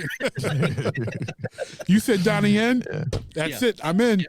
Count me in. Count Done. me in. Yeah. Yeah, that's how I feel. Yeah, I've actually never played Sleeping Dogs games either, but Google is the king. Google University says the story follows Wei Shin, an undercover Chinese American police officer on assignment to infiltrate the Sun On Yi Triad organization. Gameplay focuses on Shen's fighting, shooting, and parkour abilities. Cool. So sounds cool. Sounds like good. Sounds good to me. Kind of makes me want to play the game. And I wonder if it's on sale. You have to check that out. Yeah, I mean, anything that Donnie Yen is awesome. I mean, like he turned a Star Wars movie with no Jedi into like something to watch. Star Wars movie. I mean, like there's not many people that can do that. Yeah, and like did martial arts and with the staff against blasters. So like and stormtroopers. That's a great point. 'Cause he's got such a presence. Yeah, and I've been a Donnie Yen fan since the first thing I saw him in, which was Highlander Endgame. Wow. Yeah. Yeah. Which back in 2000, that was the first thing I saw him in. That and then I started watching all his films that had come out beforehand. Iron Monkey 1 and 2, Wing Chun. There's another one. I forget it, but love his stuff. And then looking at it, with Ip Man movies, Flashpoint, Special ID, Legend of the Fist, and then the small roles in like Hero, Shanghai Nights. Mm-hmm. My thought is, and I'm wondering what you two think, is Donnie Yen the king of martial arts films from the past 20 years? Yeah, I was like, I can't think of anybody else. I really can't. Yeah. Yeah, I mean, anybody that's just like a legit,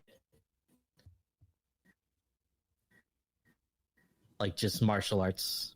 Like, I think anybody close would maybe be like Jet Li. Yeah, that's what I was thinking. I was like, Jet Li was always my favorite, but then he kind of just like disappeared. Well, he got sick too. Yeah, he got really sick for a while. Yeah. But I think but he had a lot, like there was a lot of like like string effects, that kind of thing, like but like Donnie Yen is just like a straight up martial artist, right? Like where his movies are just Jet Li did do a lot of wire stuff. Wire work. Wire stuff. There. But even if you look at Jet Li's, because to me Jet Li is late 90s. Protector and Once Upon a Time in China. All his really good Hong Kong work was all 90s, and he did. He became more of a star earlier in the 2000s here in the States with Black Mass coming out, and Romeo Must Die. Cradle to Lethal the Weapon Grave, 4. Lethal Weapon 4 in the 90s, late 90s.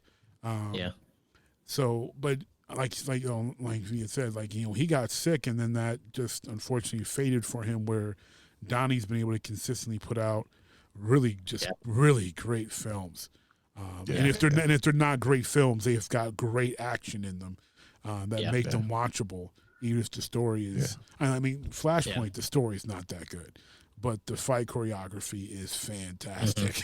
I think he's a better actor too, like dialogue wise, than Jet Li was. Jet Li's kind of struggled with dialogue. You saw that in Romeo Must Die, he was really struggling to force out the lines. And you look at a lot of his roles, he didn't talk a lot. He was mostly, it was a lot of action. Like even Lethal Weapon 4, I'd be surprised if he had 5 words. He didn't say much. He would show up and just start fighting. Whereas Donnie Yen, he has that presence when he's fighting, and even when he's not, his scenes, like the ones that come to mind, immediately to my mind, probably because I watched it recently, was in the I was about to say New Hope, or in Rogue One, and he was just he had his scenes where he was sitting outside the temple and talking to I can't remember the girl's name, and it's just you don't even he's just like every other actor. You don't realize that if you don't know him, you don't realize that he's this huge martial arts star. He had good acting ability. That's true. He definitely can act a lot better than your traditional martial arts star. Yeah. So I would say, I think it's safe to say that Donnie Yen, the greatest. In this generation, because you can't. If you say the greatest, then all the people are going to jump out the woodwork. On Bruce Lee and Jackie Chan. Jackie Chan. Yeah. I love Jackie Chan, but Jackie Chan he's comedy action. He's not. Exactly. Which I love, and it's fantastic. But 99% of his action is comedic, where Bruce Lee was all serious. Donnie Yen's pretty much all serious when it comes to their fights, their fight choreography. But I would like to see them, Donnie Yen try to incorporate, the environment a bit, like Jackie does. 'Cause that's one thing that's amazing is Jackie can incorporate I was recently watching Police Story 4, the one where he goes to Australia and he's fighting with the ladder. He's in the stilts. I know one thing. I could not do all those takes that he does to get that stuff done, because he'll shoot that one scene for hours trying to get this, a kick flip with him. Bruh, that is some dedication right there. Yeah, watching, I think it was Rumble in the Bronx or something like that. Just watching the end credits and just watching him, he did that fence to wall to over the fence. I remember that. On his foot, he broke his ankle, or something like that. You're just oh my god, this guy's a monster. And then he finished the film with that broken ankle. I was like, bro. Yeah, that's so crazy. Yeah. Jackie was at another level. Well, still is, I guess. Still is. He's still out there making movies. He's coming out with movies soon. Yeah, isn't he coming out with something Well, he recently had his version of Taken, last year. The Foreigner or something like that, I think it was called. But he's still out there making movies, and I'm here for it. I mean, if Jackie Chan wants to make some, I'm here for it. Whatever he wants, yeah. He's earned it. Now, there's one thing I don't want him to do. I don't want him to do any more movies with his son, because that movie, Was it Twin Blades or Prince? That movie with his son was horrible, and the two girls, and that fight scene between him and Donnie Yen could not save it. That movie was so bad. If you haven't seen it, don't watch it. Okay. It's got a really cool looking cover, and it's like Jackie Chan, two really cute girls, Donnie Yen. It's bad. It's really bad. I used to live with when my roommate was a comic, stand-up comic as well. He's Nigerian. Nice. And we always joked around about making like a fake trailer for like a Rush Hour 8. Where like it was like a straight to VHS type movie where it's like the nephews of Jackie Chan and Chris Tucker. And I was like, but see, the hook is like, you're Nigerian, you're the foreign one. Right. That is great. And then like we would just do the stereo scene, you know, where we just right. Beach Boys is still dope. Yeah. And then we're just like, then I'd just be like, we're just like, and then I just wanted the tag where it's just like all the gags, none of the action. Hey, if you can do that, that would be hilarious. That is a YouTube video I would definitely watch. Rush Hour 8. Yeah. All the gags, no action. Yeah, none of the action. Oh, that's great.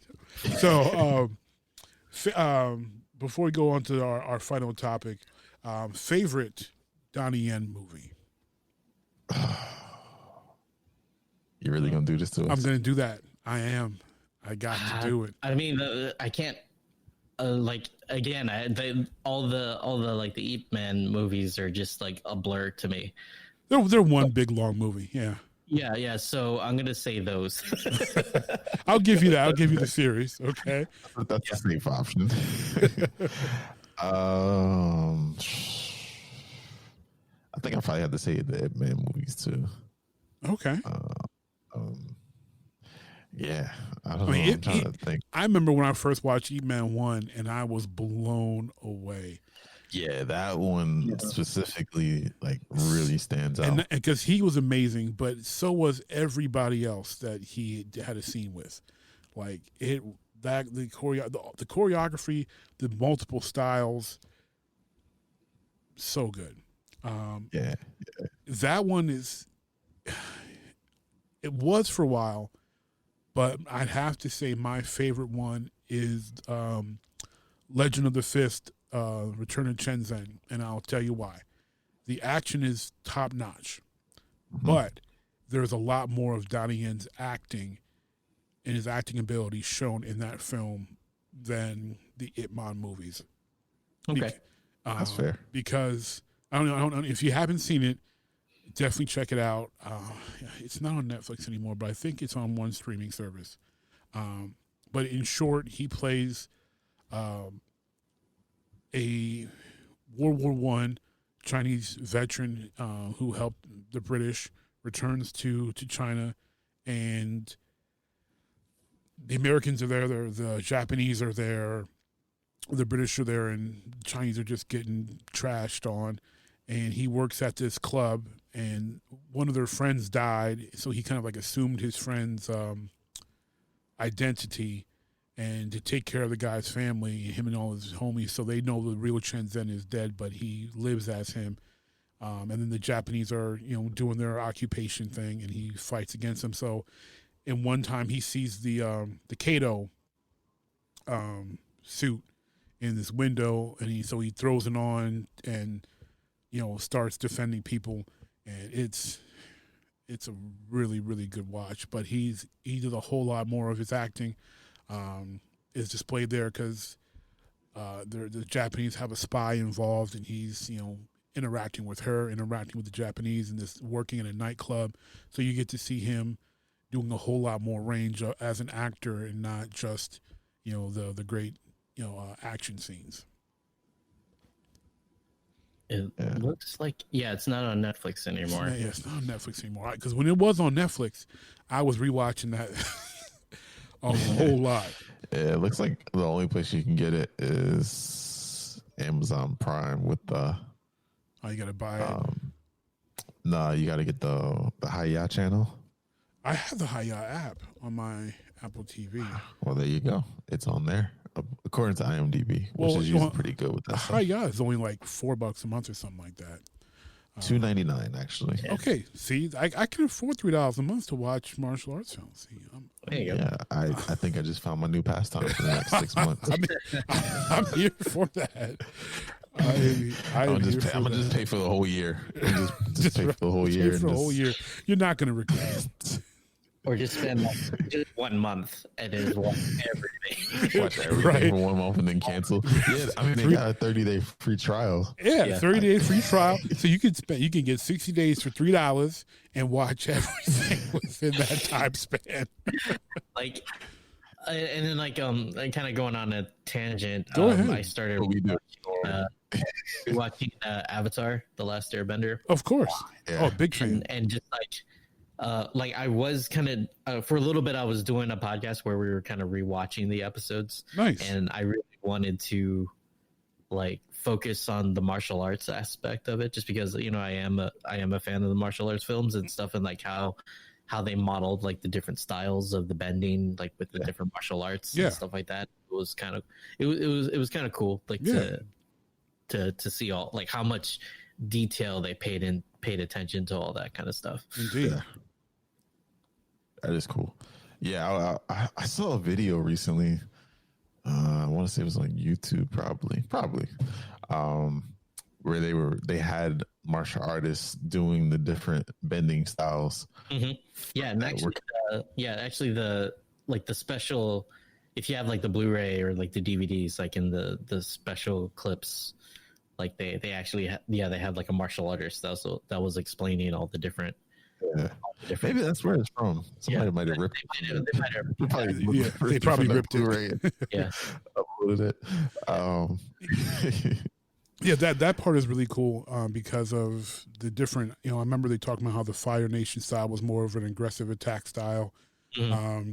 The Airbenders were doing more of a Tai Chi type, and then I forget what the water bending was more Tai Chi. Yeah, that's right. Water bending was more Tai Chi. It was like a Qi Kong or something like that. One of those ones where it's involving a lot of rotation and spinning and they spent for it's one of those things where for two white guys they did a lot of work. They did a lot of research. Yeah, they did. That's true. Because you wouldn't have thought cool. that two white guys did the show. Yeah. Because there was a lot of care and thought and detail portrayed. Yeah. Yeah. Yeah. It stuck very close to the culture too. It wasn't very westernized. It was very oh, okay, this is really what it's like in feudal Japan, kind of, Yeah. Yeah. A lot of trueness to the Eastern philosophies. Mm-hmm. Yeah. Oh, which one's better to you? Last Airbender or Legend of Korra? Probably for me, just for nostalgic reasons. It's I would say, Last Airbender is better just because that one kind of blew my mind, and Korra, I think just because I think the second season kind of dipped down a little bit. It did. But it's still awesome and I love it. Just for nostalgic reasons, and I would put Last Airbender above Korra. Yeah. But it's sort of I grew up more and just set me ready for Legend of Korra, which I loved. Yeah. Nice. Yeah, I like Korra too. I was reading something about.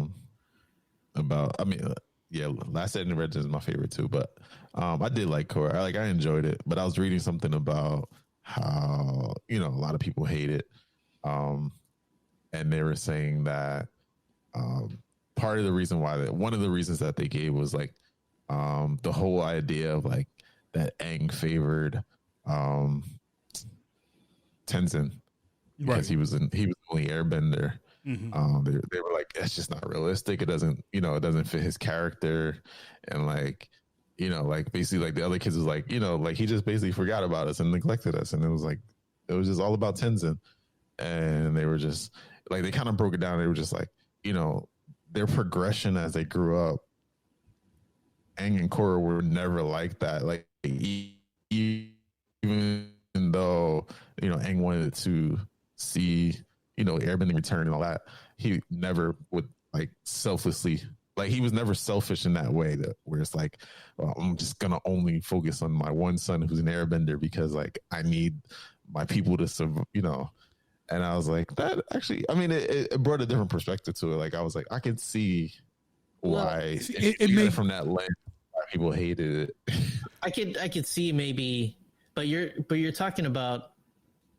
My argument would be that the entire story is revolved around him leaving his responsibilities of being the Avatar, and then getting stuck for 100 years. Right, and this whole thing was him battling his responsibilities. So it's not really far off that he wouldn't be a great father. He grew up, right? He grew up and he got better. So I guess you could probably argue that maybe like in his progression as a character towards further in the series. But like I said, like he has left his responsibilities before. Right. Well, in Aang's defense, he was 10 years old. So I don't get too hard on the character for running away. Right. But and David, for what people were saying that they don't like it for that reason, that doesn't make any sense to me because Last Airbender is essentially for him age 10, as far as awareness to 14. So you saw 3-4 years of his life. You didn't see any of his adult years. People change, things change, and when you have, and we're both parents. When you have children, things change. And then when you're talking about preserving an entire line of people, essentially, as far as the airbending ability and how much he loved airbending, and he was a natural. I mean, the airbender is natural. That's even though he could, as the Avatar, he could do it all, but airbending was his natural inclination. His his spirit was more aligned. That's his culture. It makes sense that when you're the last of something, you want, and then you have a child that can continue that line. You would put more extra effort into preserving it. And Katara was obviously there to teach their waterbending daughter, and and then you had Boomy, who couldn't do anything. And I like Boomy's my favorite of their kids. He's awesome. He's wild, and the fact that he was so capable. Yeah, and he was so capable. And honestly, if they would have had, I mean, I think part of it is like that. And since I have older kids, I understand it more. Is the lens that your kids look at and they think, oh, they're not giving me as much attention as so-and-so or whatever, because that child has more in common with mom or with dad in that in particular aspect. Your two boys, one of yours may really take into track and field, so you're teaching him track and field. The other one, he's into, painting, and you can't paint. So you're like, well, I can't sit here and paint with the boy, really. He's like, I can't show him how to paint. I can do it, but I can't really guide him, instruct him. So they're going to perceive that as more time, more attention, more love, when that's may not really be the case. And so those children who were like, well, Dad spent all this time with Tenzin. Well, yeah, Dad was preserving a line through Tenzin. He can't teach you. Well, he could teach her how to waterbend, but he can't teach Boomy how to do anything because he can't bend. And Katara was there to help. So like, Uncle Sokka. And then there's Uncle Sokka's got Boomy. So it's like, he's putting this time into Tenzin. Tenzin obviously was drawn to look like Aang. So, he's got his mini me. And poor Boomy's left out because their daughter looked just like Katara. But that was an interesting aspect to hear them talk about that, because hey, no one's a perfect parent, and I'm probably sure, and understandably, Aang probably put more time into Tenzin to continue the line of airbenders. I mean, it makes sense. Yeah, I mean, and it no made one sense wants. to me, but when I heard that argument, I was just like, it did make me kind of rethink it. Like, okay, well, yeah, that kind of makes sense too. But no one wants to see flaws in their hero, so Yeah, it makes him a flawed hero now. that's true. That's a good point. Because we can excuse the flaws when he's 10 years old. We can excuse him running away from the responsibility of saving the world. Shoot, any of us get that responsibility at 10 years old. We're probably running away too. But for him as a 35-year-old man ignoring his kids, we're like, yo, what's wrong with you, man? How dare you neglect Moomy? Yeah. But I mean, movie turned out just fine. though, like the big heroes in like most stories are usually not great dads. That's true. Yeah. I mean, Goku is like the worst. Goku, can we even call him a dad? Like, I don't even think those are his kids. Yeah, like in like most animations, but I mean, just like I kind of get it, right? Like you're just like, hey, remember that world I just saved yesterday? Just like how about just give me a break, okay? But Chi-Chi never gave Goku a break. Oh yeah, true that. But I mean, I'm just saying, just like I get you have, like I'm not excusing it because bad fathers, but it just seems like when you have that weight of saving the world all the time, like I can see your mind being a little preoccupied. Well, I feel like Goku tried. I feel like not so much with Gohan, but he tried with like Goten. Well, see, I would disagree. And I'm a Vegeta guy more than Goku, but Goku seemed to be, prior to the Earth Saga, Goku seemed to be a great father, attentive, present, doting. He died, so like he wasn't there for a year because he was dead. So, I mean, he can't do nothing about that. You can't be mad at him because he wasn't around when he's dead. So, how long? Yeah, how long was it? Yeah, there was a year before Vegeta and Nappa showed up.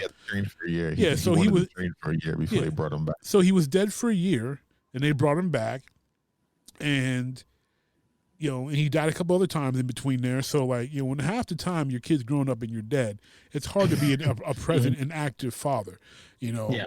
Now, what I did I did agree with the whole Goku terrible father thing is that when they tried to wish him back at the end of, after the fight with Frieza, and then the dragon's like, Goku doesn't want to come. And I was like, what? But then, of course, Master Roshi was like, that's because he doesn't want to be with his wife. And which, yeah, no one wants to deal with Chi-Chi. We can't blame him for that because Chi-Chi's not to be messed with. But like that was like, okay, yeah, that's not cool. You've got a kid here who needs you, and you're like, no, don't bring me back to my family. That's a selfish move right there. But prior to that, I give Goku some leeway because you can't raise somebody when you're dead. It's hard to do, Yeah, I guess and I'm just trying to think of all the fathers in like comic books and anime and all that kind of stuff. Oh, they're all terrible. Yeah, they're all terrible. Like even like Batman, right? Like Batman. Oh, he's a horrible father. Yeah, that was horrible. Horrible ward keeper. Horrible. Batman. I think he tried, but Damien is just Well, it's hard. Yeah, it's tough to raise a kid who was half raised by your assassin girl, and is a super genius on top of that. And he's just a super jerk too. Like, takes after his dad. I can't think of any.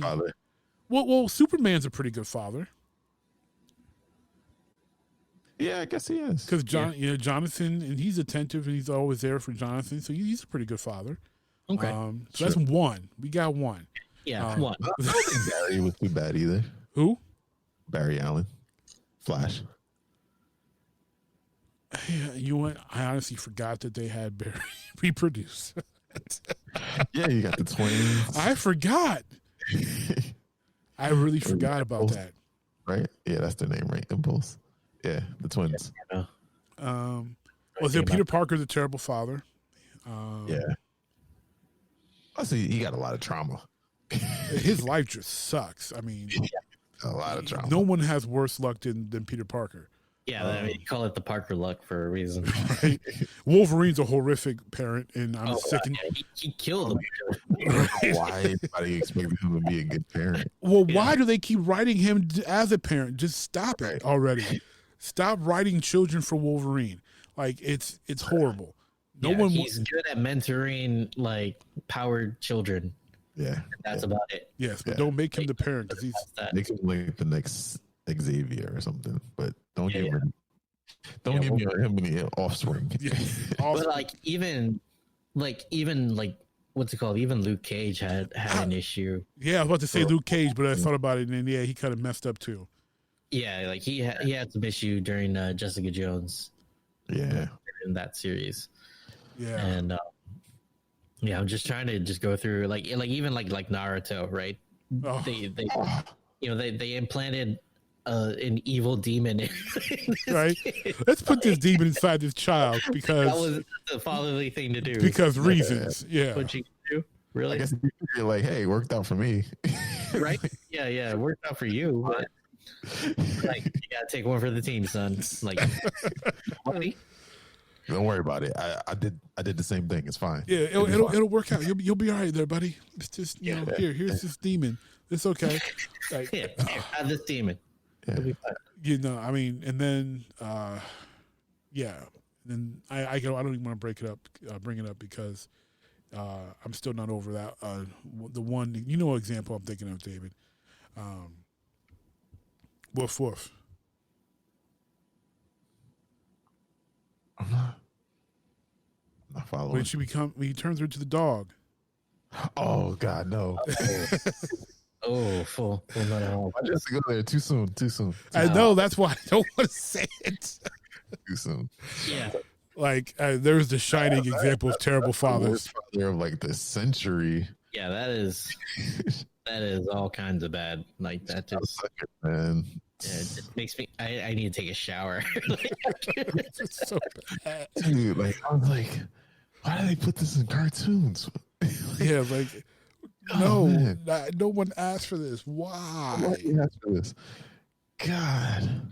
And yeah, that was sort of a thing where it was like one of those moments, and then watching a bunch of like Korean films, like I had this thing, and it probably is a little racist, where I'm just basically saying like there's like crazy, but then there's like Korean and Japanese crazy, right? Like it's like different. No, I can't explain it, but there's like a certain style of crazy that Korean films and Japanese like films have. I watch way too much Korean drama to disagree with you on that.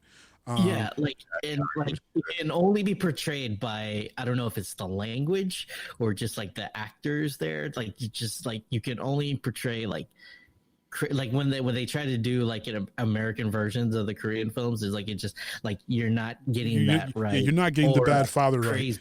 Right. Yeah, the crazy bad father. Like I don't believe you. Yes, I remember when I watching my first Korean drama, and it was like. And then the father, it was like, wow, like no one can possibly be this mean and this dismissive and this standoffish and this like don't care about my children at all, and having this deep dark secret, and you're not my, you've been raised as my son, but you're not my son, and I'm throwing you out, and like, and then you walk out and get hit by a car, and then it's like.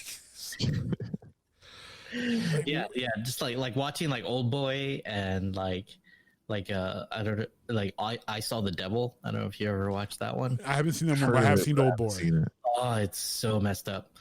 Like the I Saw the Devil is about like a serial killer, right? Like one of like kidnapping people and like straight up torturing and murdering them, kind of serial killer.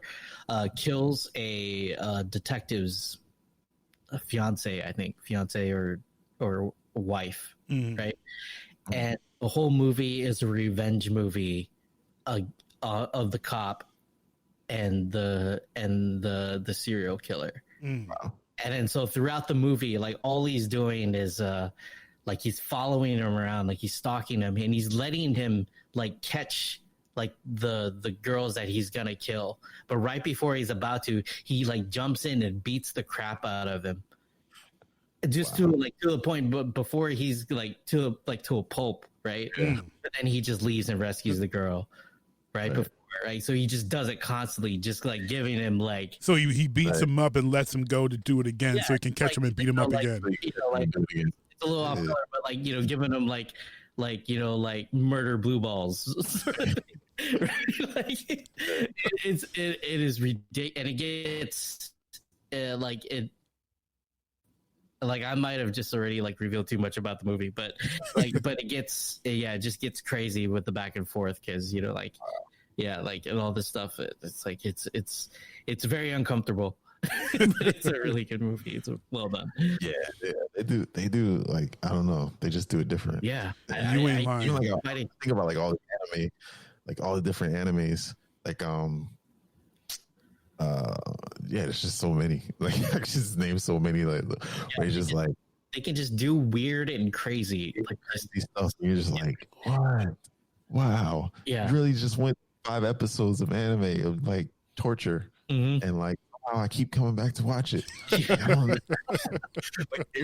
even like the one that just popped into my head, like the end of the first season of Tokyo Ghoul, and it's just like the last like 5 episodes is just like straight like him being tortured, and then it's just like that was it. Like that's the end of this like the season. And you're like, okay, well, all right. It's wild. They do crazy, and yeah, I can't even. It blows my mind. And sometimes, like you said, you sit there and it's like, wow, did I really just sit there and watch all this? Yeah, exactly. I really did. I sat there and watched all this. Something was wrong with me. Yeah, exactly. Yeah, you start questioning like yourself. You're just like, why did I? Like, why didn't anybody warn me? This? Am I capable of this? Right. I'll never turn my kid into a dog. No, never. Yeah, after that, I've got to watch one of the romance K dramas or something like that. Do that, bringing some like wholesomeness back into my life. Right? Exactly. I'm like, oh man, where's Winter Sonata when I need it? Oh man. And Kim's Convenience. Oh yeah, I'll put on Kim's Convenience. Give me a laugh, something. The boat, something like that. Oh, Fresh Off the Boat is hilarious. They don't get me started on that. All right, final topic. Staying within the martial arts realm, it is Hispanic Heritage Month, and we are celebrating that here at Jeek Nation. And my question for our guest and UNIQDNA is the star. I consider him, as far as the younger actors, the main star of Cobra Kai. And I'm going to mess up the pronunciation of his name because I've never seen this name ever before. Xolo, Xolo, Mariduena, a.k.a. Miguel Diaz character. He does a really great job in the show, and my question is, could he become the next big Latinx action star? Like I haven't watched Cobra Kai, so. Oh, well, I thought you said you watched it on Netflix. No, I said it's on Netflix now. Oh man, you better press play. My wife has been watching. If you like Karate Kid, you will thoroughly enjoy Cobra Kai. I think, yeah, my wife was like, she's been like, have you seen this yet? And I'm like, nah, because I didn't want to pay for YouTube. And she was like, oh, it's really good. You should watch it. It's on Netflix now. And yeah, I just haven't watched it. But press play. I've heard it's really good. But I mean, I'm trying to think. Like, I don't see why not. Well, we haven't had any in a while. I mean, yeah, that's what I was about to say. Like, who is a big Latin action star now? The last one we really had, as far as like big star, is Banderas, Antonio Banderas, and the other one beforehand is someone that most people don't even know is Hispanic, and that is Carlos Ray Norris, aka Chuck Norris. 'Cause most people don't know. Walker, Texas Ranger. Most people don't know that he's Mexican. Hey, I didn't know Canelo Alvarez was Mexican either. He looked like an Irish dude to me, with that red hair, and Chuck looks like an Irish dude to me. But Carlos Ray Norris he's Mexican. So those are your two biggest action stars, Chuck Norris and Antonio Banderas. So, Antonio Banderas hasn't done anything action related. Not in a long time. A long time. He was in Expendables too, but the whole point of that is, they're too old for it. They haven't done anything in a long time. Exactly. I mean, I think what's the last one he really? The last one I remember watching or liking was Once Upon a Time in Mexico, and that was the early 2000s. Yeah. And the character Antonio Banderas, just like, I can't take him seriously ever since I love those Chris Kattan sketches from SNL. Okay. Yeah, like where he's just constantly like how you say? Oh, yes. That's a good impersonation. At the weirdest times, he does pause. And then for the longest time, me and my friends were just constantly just how you saying? I have this theory that Banderas learned how to speak English by watching William Shatner in Star Trek, because he's got those pauses. It's at the wrong syllable, the wrong time, just dramatic pauses for no reason. But it would just be even a yes or no question. We would just be like Viet, do you want to get some lunch today? I'm like, how do you say? Oh yes. Oh yes. the lunchtime. Oh, that's great. Oh man. That's true. That is how he talks. And that's how he talks IRL. That's not like it's an acting thing. Every talk show he's interviewing, and he cocks his head and looks up to the side, and he's how you say ah yes. Yes, gun go bang. Ah yes. Sure. But I did watch did you guys watch Seis Manos? Yes. Anime? Yes. Yeah. That was actually pretty good. Yeah, that was surprisingly good. It was good. I like that a lot. That was really cool. A lot of people didn't like it. Really? Yeah, I heard a lot of people don't watch it. It was actually in the Facebook group too, where everyone was like, "Oh, don't waste your time." We were talking about boxing and fighting anime, and a lot of people were like, "Yeah, don't waste your time." That actually made me want to watch it, because usually when everybody hates something, I'm like, "Yeah, we can watch it." Yeah, I mean, it's nothing groundbreaking, but I mean, I enjoyed it. Yeah, I mean, it wasn't the next greatest thing, but it was good, and I enjoyed it. I liked the story. The story got convoluted a bit at the end, but other than the animation was crisp, the martial arts depictions were great. I thought it was cool. I dug it. Yeah, I liked it a lot. Although the drug thing and everything, the overdosing, the drugs and all that was really weird, but it's a good show. Yeah. Yeah. But yeah, I love the black detective. Yeah. Yo, wait, who voiced? I recognized his voice too. I don't remember who it was, but. Well, yeah, the black detective. The black detective down there, man, what did I get myself into? Oh, he was just so relatable. He was just no. That was Mike Coulter, who played who played Luke Cage. Okay, yeah, I remember. Yeah, because Coulter's voice was great for that. And I remember they had Danny Trejo did a voice in that too. And you can't have a show or a movie with Mexicans and not have Danny Trejo. That's it's like a law.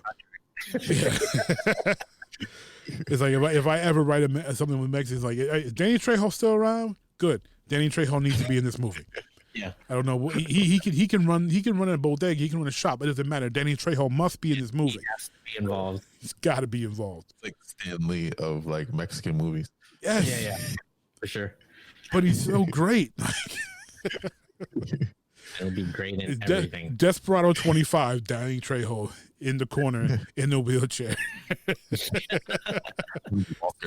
throwing knives from compartments in the wheelchair. Shoot knives from his like a trigger Right. on the wheelchair. Right, he leans back, knives pop out, takes it.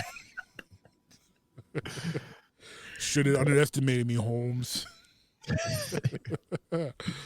Oh, snap. Well, we recommend seis manos, 6 hands, if you don't know your Spanish. Seis manos. We recommend it. Yeah. I liked it. IMDb has it as a 7.3 out of 10. IGN gives it 7 out of 10. See, well, we have some people in our group that be tripping, and they know who they are. I realized a lot of them were just trolling too. Probably. Yeah, and there's some people that are just contrarians, or they're just like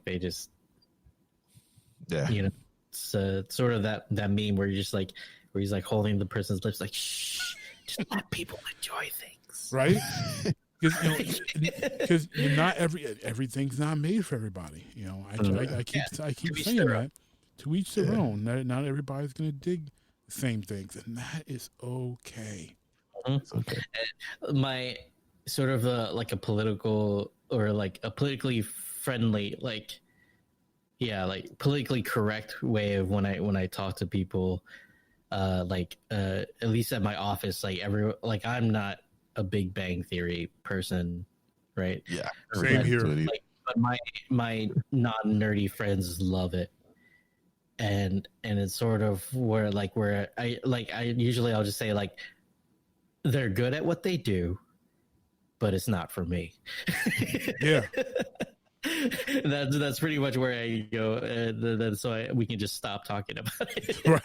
But then I acknowledge that you can be a fan of it, but it's just not my thing. Yeah. And I could never get it. I tried. I gave it. The first season was like okay. It was all right. It wasn't over the top with the nerdy tropes. And I was like, wow, especially because I was like, man, I know some people like this. Like there were people like I was like, wow, like except for Sheldon, I knew someone that was pretty much like all of those characters. And I was like, okay, like I can get into this a bit because I work with people like this. I have friends that are like this. Like I get it.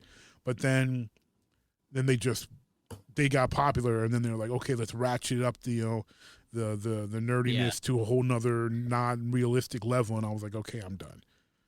Yeah, it's just like I can never figure out whether they were celebrating it or making fun of it.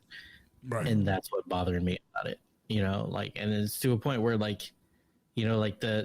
Sheldon is on the spectrum for sure. Clearly. Yeah. And we're essentially laughing at him for it. That's kind of not cool. Yeah. Yeah. That's a great point. That made me uncomfortable, and I couldn't get that out of my head to enjoy it.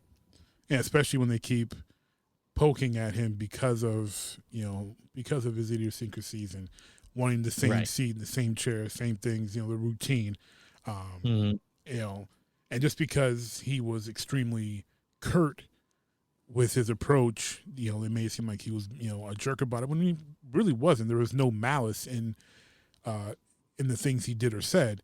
It was just he's got to have it this way, and and there's really that's a great point because I've always felt that, but never really. I don't think I articulated it that way. It's like, are they celebrating the nerd life and embracing it and making more mainstream, or are they trying to sneak diss and mock it and and I'm pretty sure maybe if I watched it more, maybe I would be able to figure that out, but I didn't give it a chance. So, just not my thing. Yeah. No, I hear you because there's David knows I get into that with a lot of people on different popular shows, and I'm like, not my thing. Yeah. I'm not part of the target demographic for this show. It's not my thing. Right. You know, not gonna like everything. Yeah. Yeah, that one I can never get with. I'm usually pretty. I mean, you know, Yeah, you're I'm pretty usually open. Pretty open. Yeah. Everything that I watch, like I watch pretty much anything, but I was just like, this one just doesn't hit with me. Yeah, and there are shows like that. Like there's shows that where I can just be like, I can turn my mind off and I can just be like, all right, this is a thing, and I enjoy it for what it is. Right. Like I know it's not great, but you know what? Like it's entertaining me. Like it's background noise, you know, like, and it's fine. It's just fine for what it is, you know. But I just got to be in a certain mood, I guess, when it comes to a certain. And also, it does depend on my mood when I first watch it, you know. So that's a good point. Yeah. Hey, people get on me and David because we like Archer, and they're like, "Oh, that show is not funny," and I'm like, "Well, Archer's hilarious. Archer's hilarious." Well, I tell people all the time, they're probably not smart enough for Archer. A lot of the jokes. You have to have a certain level of intelligence to understand a lot of the jokes in Archer. They reference historical things. They reference books that most people have not read or even heard of. Authors, scientists, like their jokes are next level. They're not coming out with simple stuff. So if you don't have a certain level of intelligence, you're not going to get, like, I don't hate, I'm not like dissing my kids, but my kids are not like academic scholars. Like my older children, you know, they graduated high school, but they didn't go to college. They're not, especially they're not readers.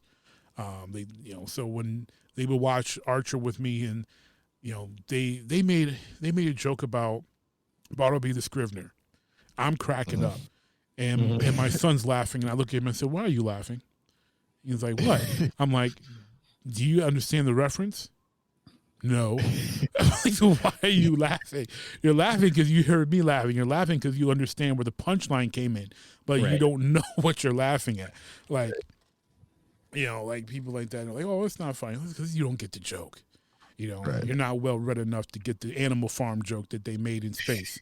You know, like, you know, to me, like, I'm laughing. I was cracking up, and my wife's like, "What's so funny?" Like I rewind, and Lana's like, Animal Farm, it's a book," and Archer's like, "No, it's an allegory about Stalinism, and it sucks."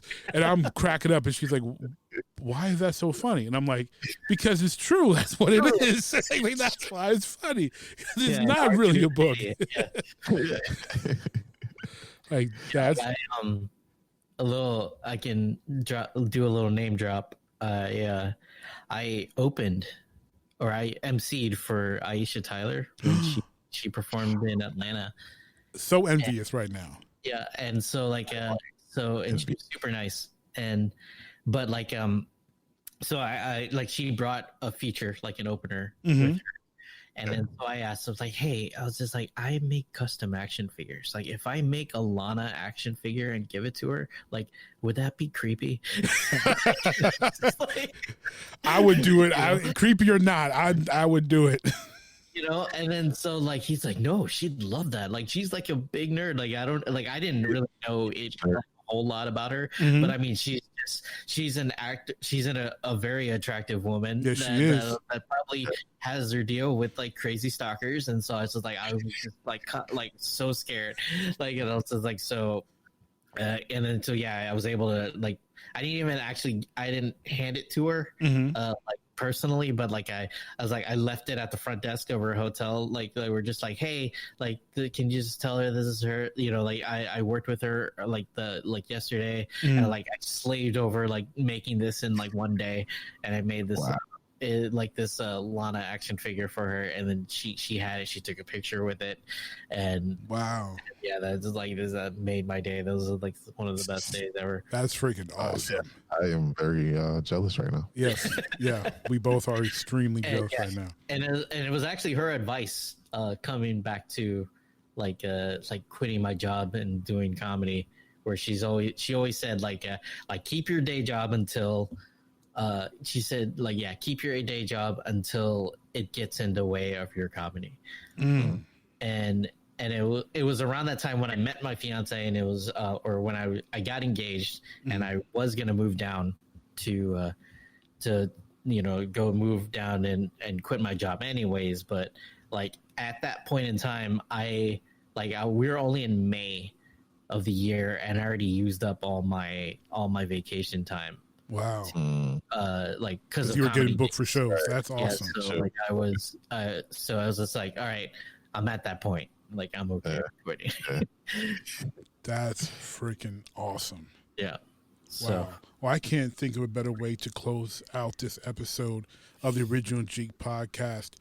God, it's been almost 2.5 hours. It is. I told you we get going, and time flies. This was a lot of fun, guys. Yes, indeed. We thank you so much for joining us. Before we close out the show, please remind everyone how they can find you and follow you on social media. Yes, comedianviet.com, at comedianviet on Twitter, Instagram, and twitch.tv/comedianviet. Awesome. Well, folks, I am your host, ROCKINMRMAGIC, and he is DNA. And we want to thank you for listening to this episode, but we cannot do what we do without you all, you Jeeks who continue to support us. So please rate and review the show on your podcasting app of choice. We are on Apple Podcasts, Google Podcasts, Spotify, Stitcher, CastBox, and more. And if you can't find us, let us know at jeeknation@gmail.com or message us on Facebook or Twitter at jeeknation. And until next time, peace.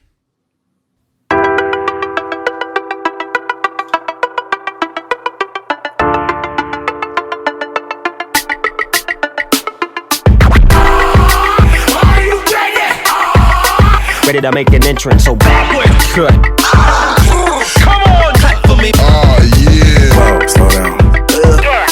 Whoa, speed up.